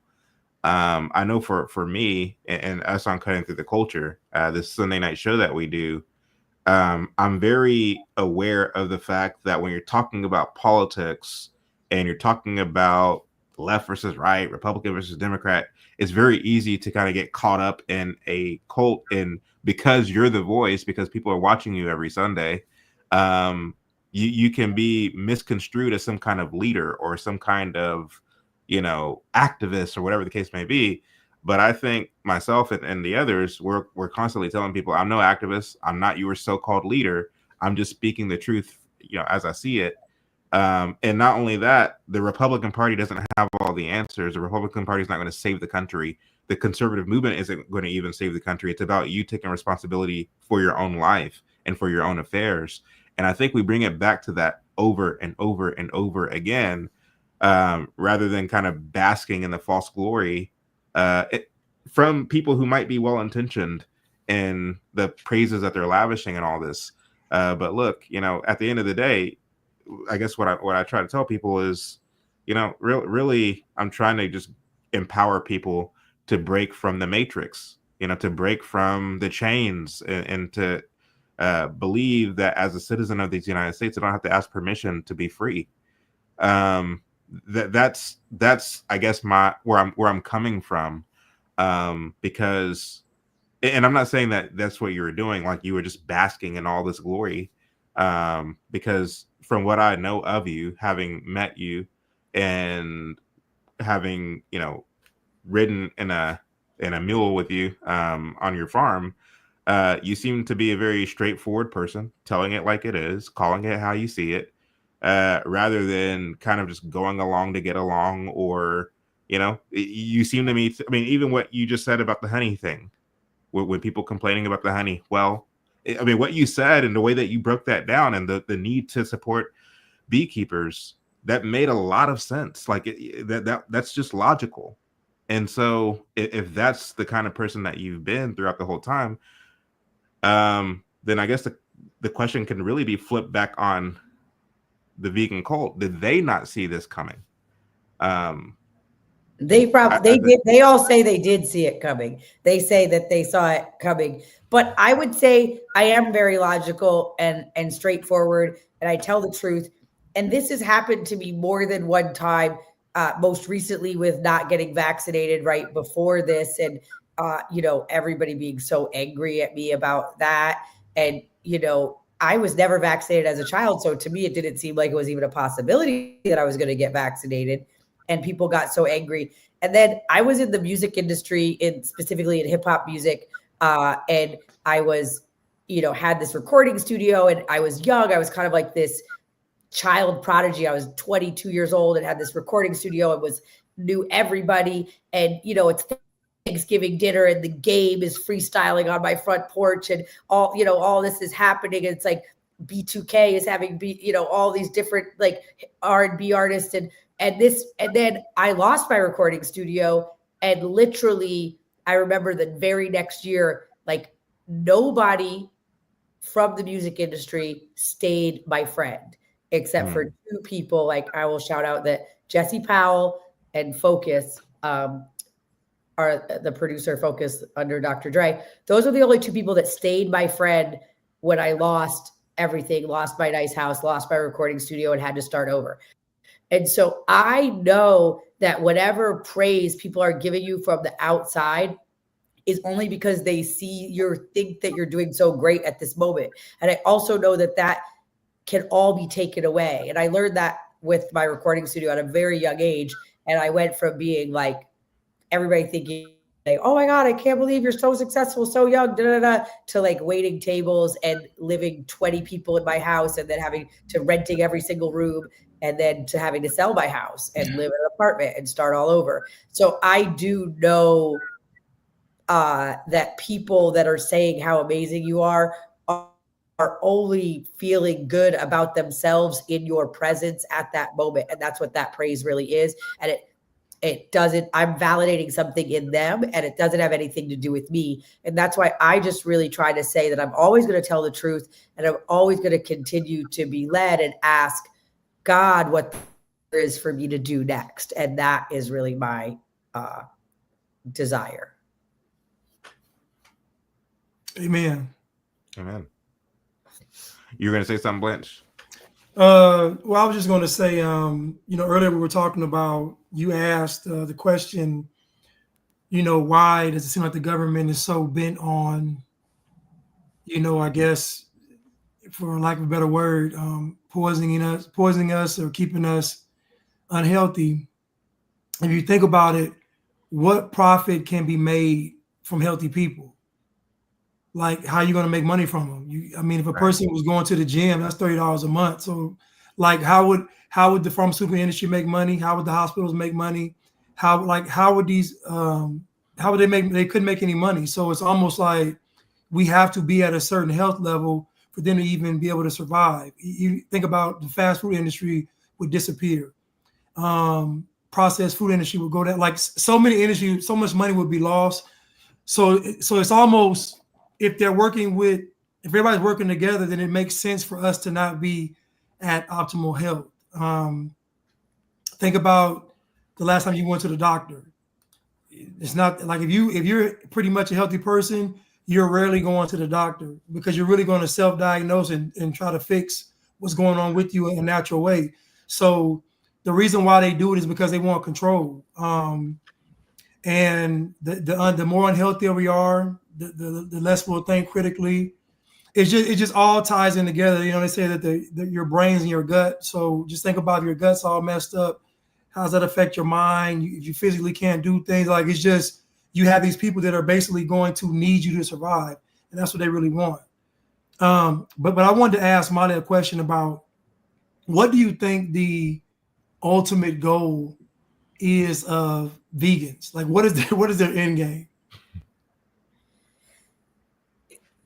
Honestly, everything would die if we went to the path that they want to go on. It's a suicidal path. And I don't know, but there is, if you play the agenda all the way out to the end, all the animals they say they care so much about would die. And they actually say it would be better. I have people tell me my cow's existence is so terrible, it would be better if they were just never born. And I say, well, I don't know that my cows feel that way.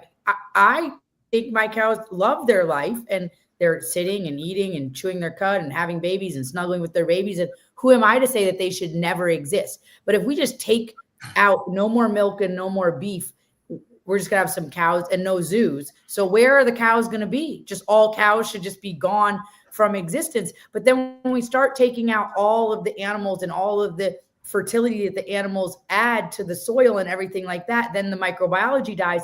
And we just keep going and going and going. And we just get to a world where we're eating vegetables that are fertilized by petroleum. And so we just keep putting on these synthetic fertilizers and then the soil dies. And the truth is that in our soil is the foundation for all of life. And the microbiology in the soil is 70% compatible with a healthy gut because we are meant to eat of the soil. We are meant to grow a cabbage and pick it out of the soil and rinse it off in the stream and chop it up and eat it. We are disconnected from that. And so we all have a sterile gut microbiology, and that is causing lots of our disease and our unhealthiness and our inflammation. And so it is really important to take care of the soil. And that's what had me change my mind. But there is no way that the vegan thing, it doesn't make sense. There's no vegan food, and there's no way that we could grow enough vegetables and row crops for everyone on the planet to just eat veggies. And they say, oh, well, there's all this land in cow grazing. Okay, well, you guys have both been to my ranch. You think that bumpy land coming into my ranch through Chuck's property where he grazes those Angus cows. Could we grow corn, or could we grow soy, or could we grow tomatoes there? It's like bumpy, rocky pasture land. It's only good for doing one thing. And God made cows and bison and sheep, these perfect animals that can take grass, which is just sunlight and water, and turn that into milk and meat and leather and all these amazing things to support our life. And if we can't see the miracle of bovine and how they can take something that's completely inedible for us and make it into the best superfoods on the planet for us, then we are not observing nature. Not all farmland is created equal. And so you can't just take numbers and statistics off of Chat GPT and say, oh, well, there's this many acres in cattle grazing, and if we put that, only half of that, I could grow enough food to feed the planet. That's not real. And people say, oh, we have to feed this much grain in order to get this much meat. Well, no, because grass-fed, grass-finished is all grass. And then you could do grain-finished if you want more marbling. And there's lots of ways to do that that is still regenerative and still helping. But people are looking, the people that are yelling and saying that veganism is the way, show me a lot of vegan farmers. Show me the veganic farms. Why there's veganism, they are pushing veganism, vegan meat, vegan this, vegan that, vegan milk. You want to know why there's not vegan farms? Because it doesn't make any sense. You need animal products to grow food. Nature is constantly consuming oneself, and we cannot take ourselves out of nature. We are part of it. But the reason that we are being indoctrinated into the vegan mindset is because they want us to believe that we are a pestilence on the planet. We are a plague. But when we know our place, we know we belong here, we know God put us here and we have dominion, then we have a very different view than if we are the problem. We shouldn't procreate. We're causing global warming. We are the plague. Then we can be controllable. Then you can tell us, stop driving that car. Don't go here. Don't fly as much. Don't do this. Don't eat that. But we belong here. This place, earth, God gave it to us. We have dominion. And as long as we can remember that, we would not think these crazy things that I thought for years as a vegan, like that I was somehow smarter than God and I had a way that if we just didn't eat meat, everything would be better. Nature is brutal and we cannot take ourselves out of it.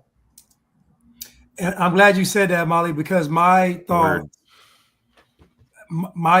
I'm glad you said that, because the end result of veganism, I thought, would be a bunch of people sitting around eating each other because they couldn't eat nothing else. They just turned into cannibals and started eating each other. So that was my thought at the end of veganism. Well, so we talked about the food crimes, and of course there's plenty more from where that came from. We talked about the cults as well. I know we've talked extensively over the past 2 or 3 weeks about this new push against so-called climate change and a lot of the policies and rejiggering of society that's coming off the back of that.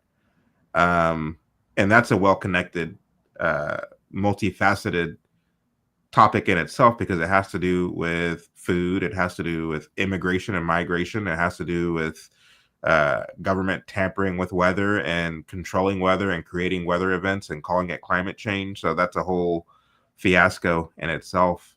But Mollie has been making her rounds on many different podcasts. She's been on Epoch Times content. I don't want to belittle it by calling it content, but she's been on some of their projects. So she's making her rounds, and she's doing a lot of noble things in terms of bringing knowledge and bringing education. I think we need more of that. You're on IG. Where else can people find you, Mollie? I'm on YouTube. I'm on IG, and it's at Chef Mollie. And I think I have a TikTok. I just started it. I only have like 200 people or something, but, and then we have a website, Sovereignty Ranch. You can check it out. And I just was on Turning Point with Alex Clark. And so that's the most recent podcast I just did on the Culture Apothecary. That's her new show. She's shifting away from just talking about conservative politics and really talking about, as a culture, how we're sick. It's actually interesting because it's similar to what you guys are talking about, but more on a greater American culture and how we're sick. So yeah, I'm on a lot of different podcasts, and I'm here in Texas. We have 40 beds on the ranch. We'd love people to come out, stay the weekend, eat food, and, experience what it is to be on a farm, get up early and milk the cows. We have an opportunity for all of our guests that you can get up early and you can milk the cow directly into your coffee. And even if you don't want to do that, you can just experience milking a cow, collecting eggs, moving animals, going to the greenhouse. I think it's important for us to reconnect with what it is to grow our food. And we desperately need more farmers, but we also desperately need consumers. Every single dollar that we each have is a vote. And so please feed your energy that you're working so hard for into systems that you want, into people that you want.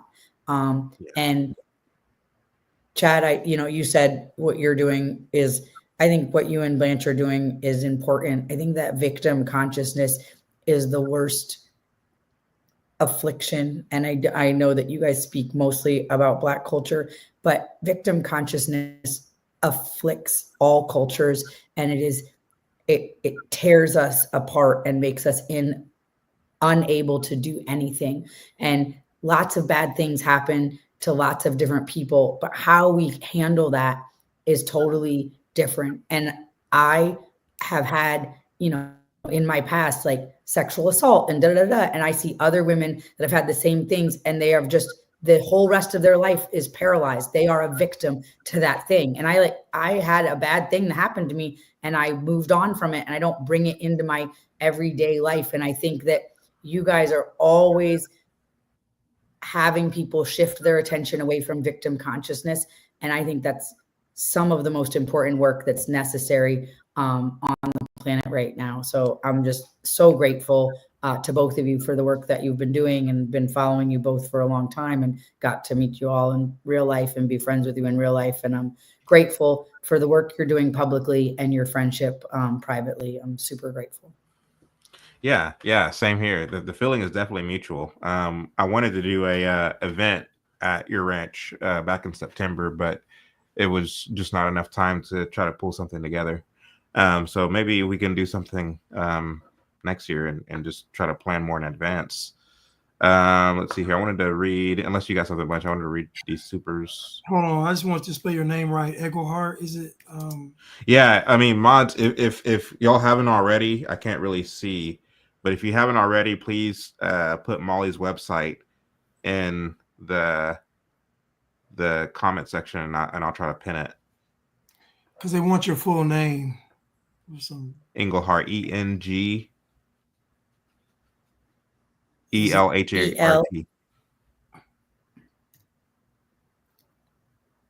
ENGELHART. Yeah. Yes, sir.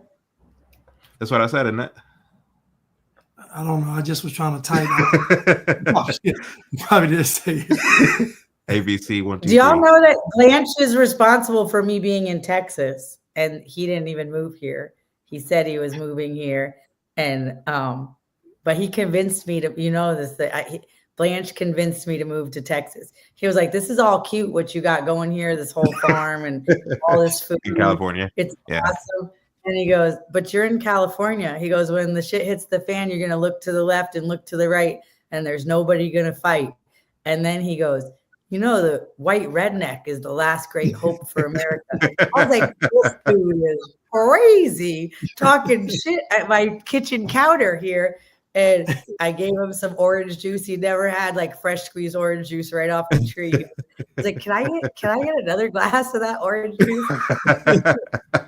But as part of me being led is that happened the same week that these guys came into the restaurant and wanted to show me a location in Austin, and someone else came to me and wanted me to open a restaurant in Houston. And then he came and said that thing. And so that was the third nudge in a couple of days about Texas. And he was like, you got to move to Texas or Idaho, but it's cold in Idaho. And I said, well, I don't want to live in Idaho because can't grow food but 3 months. Or Wyoming. Or Wyoming. And so that was how he was the third nudge. Like, I believe God whispers and then he screams. And so Blanche crossed my path because he was friends with a girlfriend of mine. And that's how I was my first step in being led here to Bandera. There was many more steps between that, but you're friends with Kanye West, right? He moved to Wyoming, so there you go. I do know Kanye West, and was really instrumental in helping me move to Texas, for sure. And I don't know. He has a place in Wyoming, but I heard it was for sale. But I haven't spoke to him in a year. He changed his phone number, and so unless he calls me, I don't have. He had like 200 something acres or 300 acres in Wyoming. Yeah, part of what the whole thing is, I was supposed to go out there and look at setting up a regenerative agriculture thing in Wyoming, but I don't have his current phone number, so I don't know. So if you have Kanye's current phone number, please send it to Mollie. Or don't.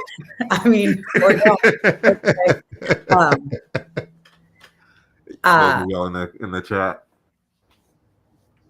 But go ahead. I mean, Kanye loves regenerative farming. He loved my farm in California. He was going to buy it, and he hired me to consult on some stuff, but then he's disappeared. So I don't, I like I said, I have not done the job of consulting that he paid me to do because he's not called me. So I assume I wouldn't say that on the record in front of all these people if I were you, but that's just me. Why? I wouldn't say. I mean, you didn't do anything wrong. I'm just saying, I didn't do anything wrong, and I followed our contract perfectly. Right. If he doesn't, and I'm still available to do the job when he gets a farm and wants me to wait on that call. So let's see. We only got 3, so it should be pretty quick. It says, this is LA Thorn. Thank you so much for the $10 super. Says self-sufficiency is a lost art. Mollie has a mentality that would flourish in Russia.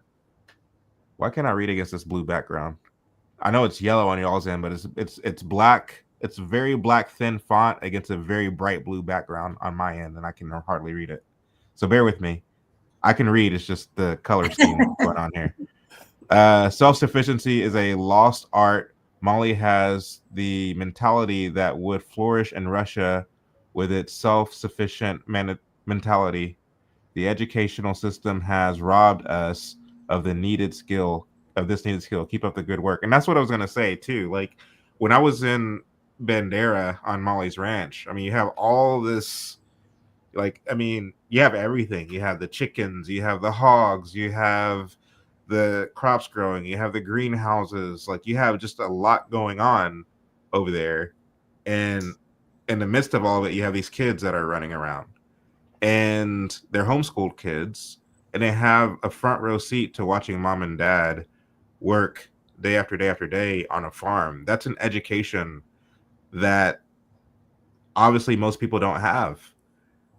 They're going to grow up being more prepared, more equipped, more knowledgeable on how to be self-sufficient than the average American child.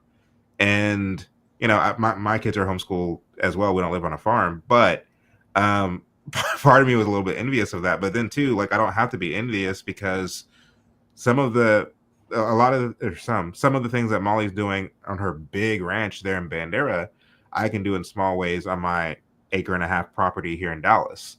And so it was more inspiration than it was just kind of being envious of Mollie. So that's what I hope people will take from the conversation that we had tonight. And whenever they go to your IG or your website or your YouTube, that they will be inspired to to really, pick themselves up, to cast down their buckets where they are, as Booker T. Washington would put it, and try to work with what you have. And to the extent that you don't have it, try to find community with people who are like-minded in this quest to, in a sense, not be so attached, to detach yourself from the system in terms of the way it feeds you, the way that we're so dependent on it. And that's real. I mean, for me, like, I've been changing the way that I've been eating for the past month, and I feel healthier. I'm waking up more refreshed. I'm down 12 pounds. And I'm thinking more clearly as well. I mean, I know I'm stumbling all over my words tonight, but it's it's amazing how much of a difference just eating the right foods makes. And it's like Blanche and Mollie was talking about earlier. This is something that most of us don't think about because we grew up with refrigerators full of food that came from the grocery store, and we don't know any different. So anyway. But yeah, I mean, I was very pleased to see all that when I went there. People ask me all the time, like, well, how do you have time to homeschool your kids when you're doing all this stuff? And I say, honestly, I have a teacher come 2 days a week to do reading and math. And then everything else that is happening, they're butchering a goat. I've sent Blanche a video one time, right? Like, a homeschool today looks like butchering a goat. Like, it's like, why are you sending me this video? But they're doing, they do different projects. My son made a hair oil that helps, rejuvenate your hair with rosemary. He harvested the rosemary. He put it all in the Instapot. He filled the little jars, made the stickers and put it in the farm store. Like, this is an entrepreneurial thing. My daughter makes agua frescas. She's 7 years old. She works out how much it costs for the berries and the lemon and the sugar, and then makes her price and sells them to guests on the ranch. Like, these are projects that are teaching them real life skills that I think are important. They're learning to sew and knit and crochet and my daughter knows how to make jam and pies and, all these different things now. And I think that's important. As soon as the Chinamen come, I know where me and my family are going. We're going to Bandera. Bandera. Asking Mollie if she has room for 6. All right, we got one from. What you say, Blanche? Nothing. Go ahead. Nothing. The Scrapping Beauty, $10 super. Thank you. She says, "I'm so thankful to hear great minds care about good, wholesome health. Love you all. Thank you. Thank really you. Appreciate it. Thank you." And then we got our last one from Jerobi, $20 super sticker. No comment. Thank you, Jerobi. Thank you for your support. I'm not sure who we're gonna have next week, but this was a good conversation. Definitely, we're gonna have you back sometime, Mollie. Thank you so much. I know we were kind of limited, and I didn't want to go for 3.5, 4 hours. I wanted to be respectful of your time. I know you got to get up early and milk the cows, so I gotta go, and I got a baby that I'm still breastfeeding. So my husband's texting like, "How long is this podcast?" I'm sure he's done with being 4 kids and no mom. Yeah. But Mollie, before you go, what events do you have coming up on the ranch? So we have Confluence on May 7th, which is coming up. We're going to do a Regen World Festival in the last weekend of March. So that's going to be a regenerative agriculture. Confluence is like what it sounds like. It's a confluence of many different ideas. And it's going to be big this year because we had the pre-sale tickets to just Confluence Family at a discounted rate, and we sold more tickets at the discounted rate to just the recoming people than we did the first year altogether. So it's going to be big this year. And then we're doing, in the last weekend of February, we're doing a WWF, which is Women, Wilderness, and Firearms. And so it's going to be a woman firearms instructor and a woman's wilderness instructor teaching women how to have survival skills. And I'm all for men being men, but there is occasions where we have to take care of our children and there isn't a man around. And I think it's important for us to know how to make a fire, to use firearms, to make a structure, to keep us out of the rain and all of that. And so often it can feel daunting to learn about firearms or wilderness preparedness from men. And so there's going to be women teaching women about firearms and also about wilderness preparedness, because in the moments that we don't have our strong men to protect us, it's important that we know how to protect ourselves. But y'all are also teaching submission too, right? Always. Good. Yeah, that's number one. Well, cool. My husband says he wants to get a t-shirt that says, marry a liberal, turn her into a conservative, move to Texas, live a happy life. I said, baby, I think it's a very narrow market for that shirt. A very narrow market. That would actually sell, though. That would actually Wait, and you know do you know that my husband made the shirt and nobody will let us put it on our website because everybody thinks we're gonna it's gonna burn in hell for being racist. But my husband made these shirts and they say raw milk, the real white privilege. And on the back it says, get it because it's white and illegal in half the states. Hold on, have y'all made the shirts? I want to buy one. I want to buy one of those shirts, man. Raw milk, the real white privilege. It's literally a privilege. Like you have to drive 2 hours to get it, and it's white. It's white, and it's a privilege. I think it's a really good shirt. But anyways, I'm saying it on here in front of all these people, so maybe my sister-in-law and everybody will not be scared to put it up on our website. No, it's already designed. We just haven't put it on our website because people are scared that it's gonna sound bad. But I think it's funny. I think it's hilarious. I think it'll sell. I mean, a lot. I mean, I think people will buy that. Raw milk. Hey, Molly, random question. Were you vaccinated as a kid? Never. My mom didn't believe in it. She was 19 when she had me and still didn't believe in it. Y'all didn't meet my mom, but I met her. What? I met your mom and her twin sister. Oh, yeah. Okay. You saw what my mom looked like. You think she was giving vaccinations? My mom's deep down the rabbit hole.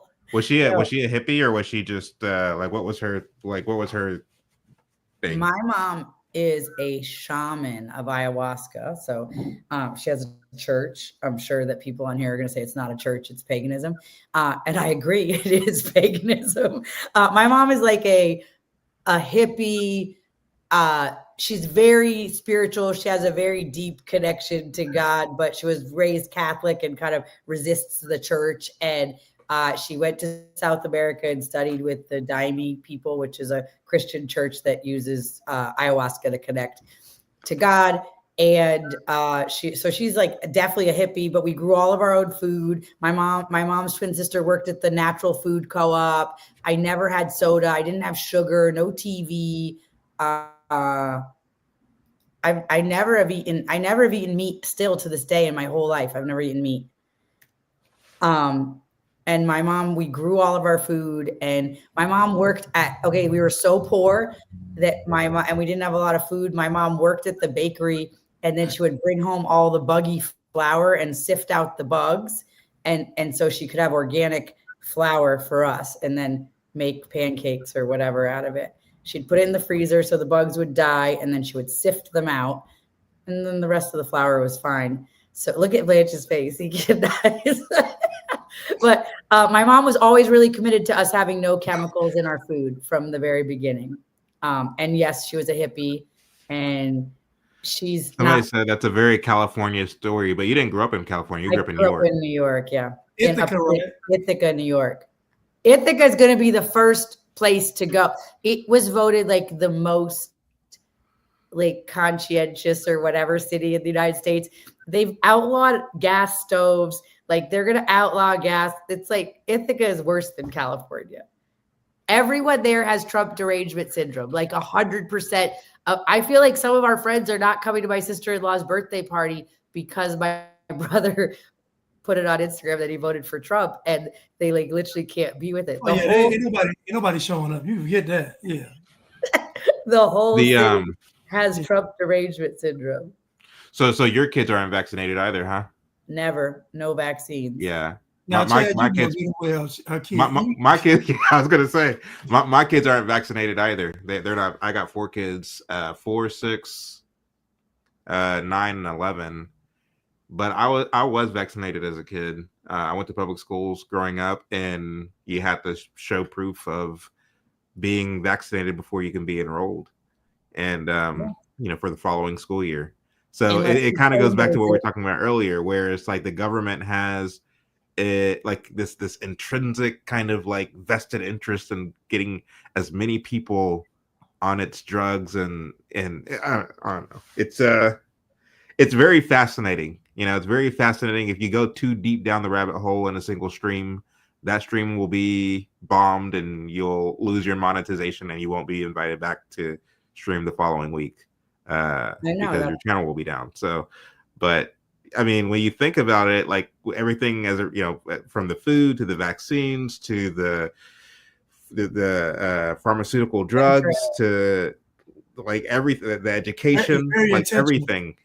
It's very intentional. It's all interconnected, and think about, notice that all of like first world countries are getting less and less fertile, having less and less children.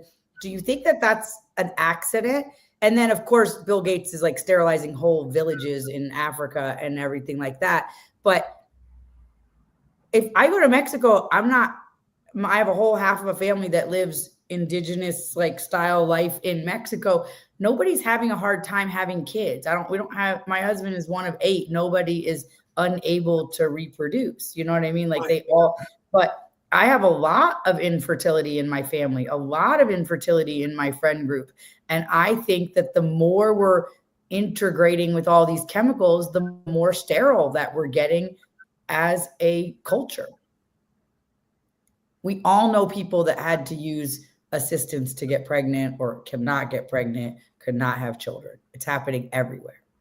And it's happening more to white people than it is to people of color. So I don't know what that is about, but it is happening in all first world countries. What are you saying? This blind trust in the anti-white agenda. Yeah. Well, that too. I was going to say a blind trust in government authority as well. Over the years, and I mean the fact is, I forget how often they're upping the vaccine schedule. I saw it this year. It's crazy. Everybody just complies. Like everybody just it's like 74. Yeah. It's like 74 shots. It's crazy. I was like, this is insane. Goodness. But the doctors know best, and we saw that during COVID. It was just fascinating to me.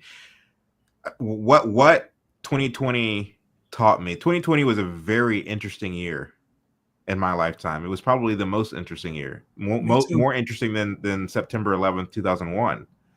But it was just a very interesting year. Everything from George Floyd to the shutdowns to the election being stolen, to the riots during the summer of 2020. It was just a wild year, and there was a reset that took place. I mean, there's no denying that. But for sure, you saw a lot of people's colors show in 2020. You saw what people were made of or what they weren't made of, depending on the person in 2020. I was shocked how weak people were. Were you shocked? I was shocked. In some places, yes, but in many places, no. Because for me, as someone who studied communism and cultural Marxism and government agendas, to me, like there was an explanation for the mass complicity that I was seeing. So I wasn't shocked to that extent. But had I not researched that stuff, I would have been super shocked. I'm living in Los Angeles, running an organic restaurant. All my friends are like drive Teslas and like wear linen pants and buy $14, $20 smoothies at Erewhon, and they're all like don't want to eat a single GMO crop, and then they want to genetically modify their own selves so they can go to Cabo. And I'm like, who are you? Like, I don't understand. You literally wouldn't, you kept your kids home, you were not vaccinated, like all this stuff. And then it's like, but Cabo. And I'm like, but so it was all like everything you were doing was just like for a show.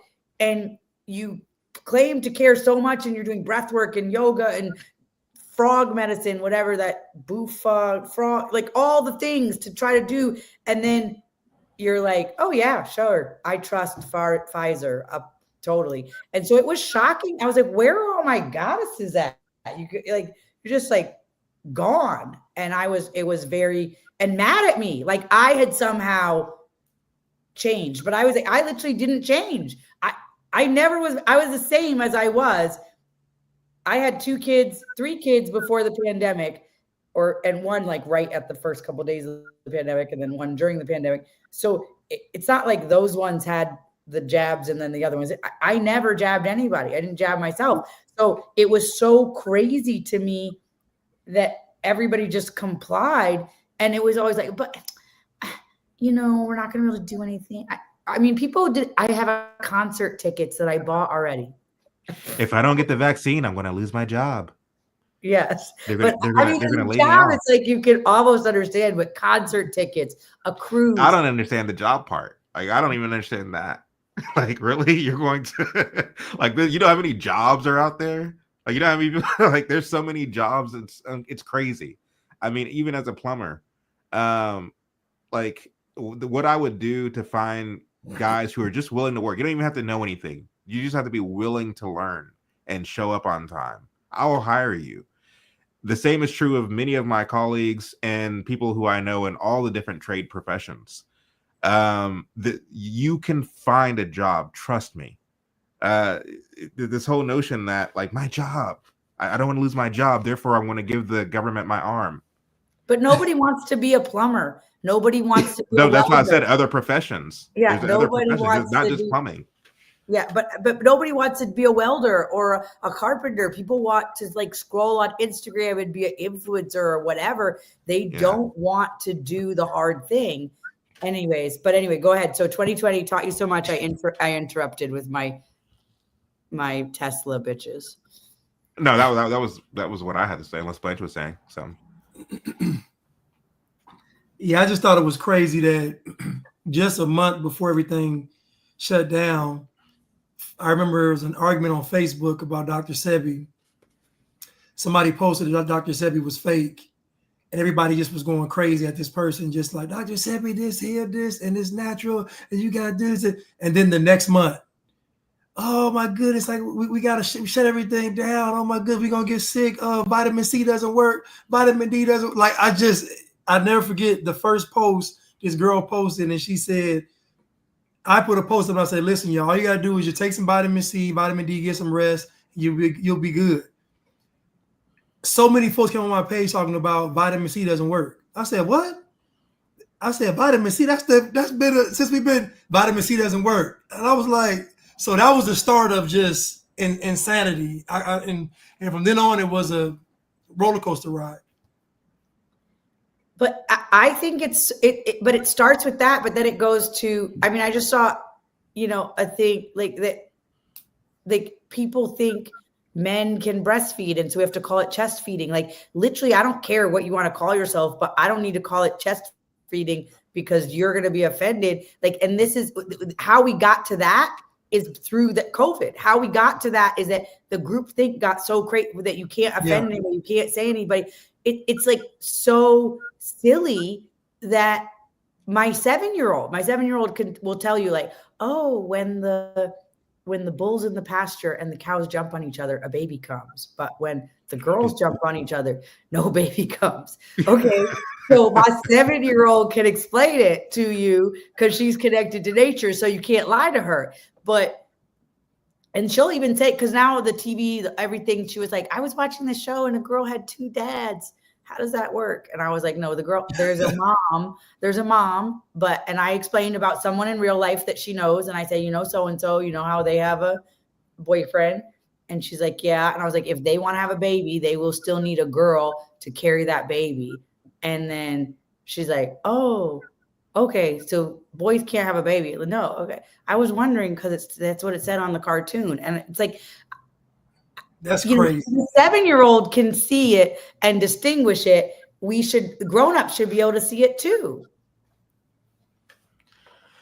I think we'll end it there. Thanks. 7-year-old should be. Thanks, Wax. Gifted 5 memberships. And then let's see here. 02122 left a $5 super chat. Said Dr. Sebi could cure everything but anorexia. Man weigh 2 nickels and a bottle of kombucha. That's funny. That is pretty funny. He was a toothpick. So yeah, support Mollie's work. Go to her website, look up events, all that good stuff. Hopefully we can do a Cutting Through the Culture event next year at some time, maybe during the cooler months, or I'm sorry, the warmer months. And I have some projects that are coming up too. There's a project that I'm working on January the 20th. And so be on the lookout for that. I'm trying to raise money to complete it. I might put a link in the comment section after this show for those of you who are interested. You don't have to, but if you wanted to, all of my work is completely independent. So yeah, that's how I'm able to get it done. Anyway, I love you all. God bless. Have a good night. Thank you. God bless. Thank you.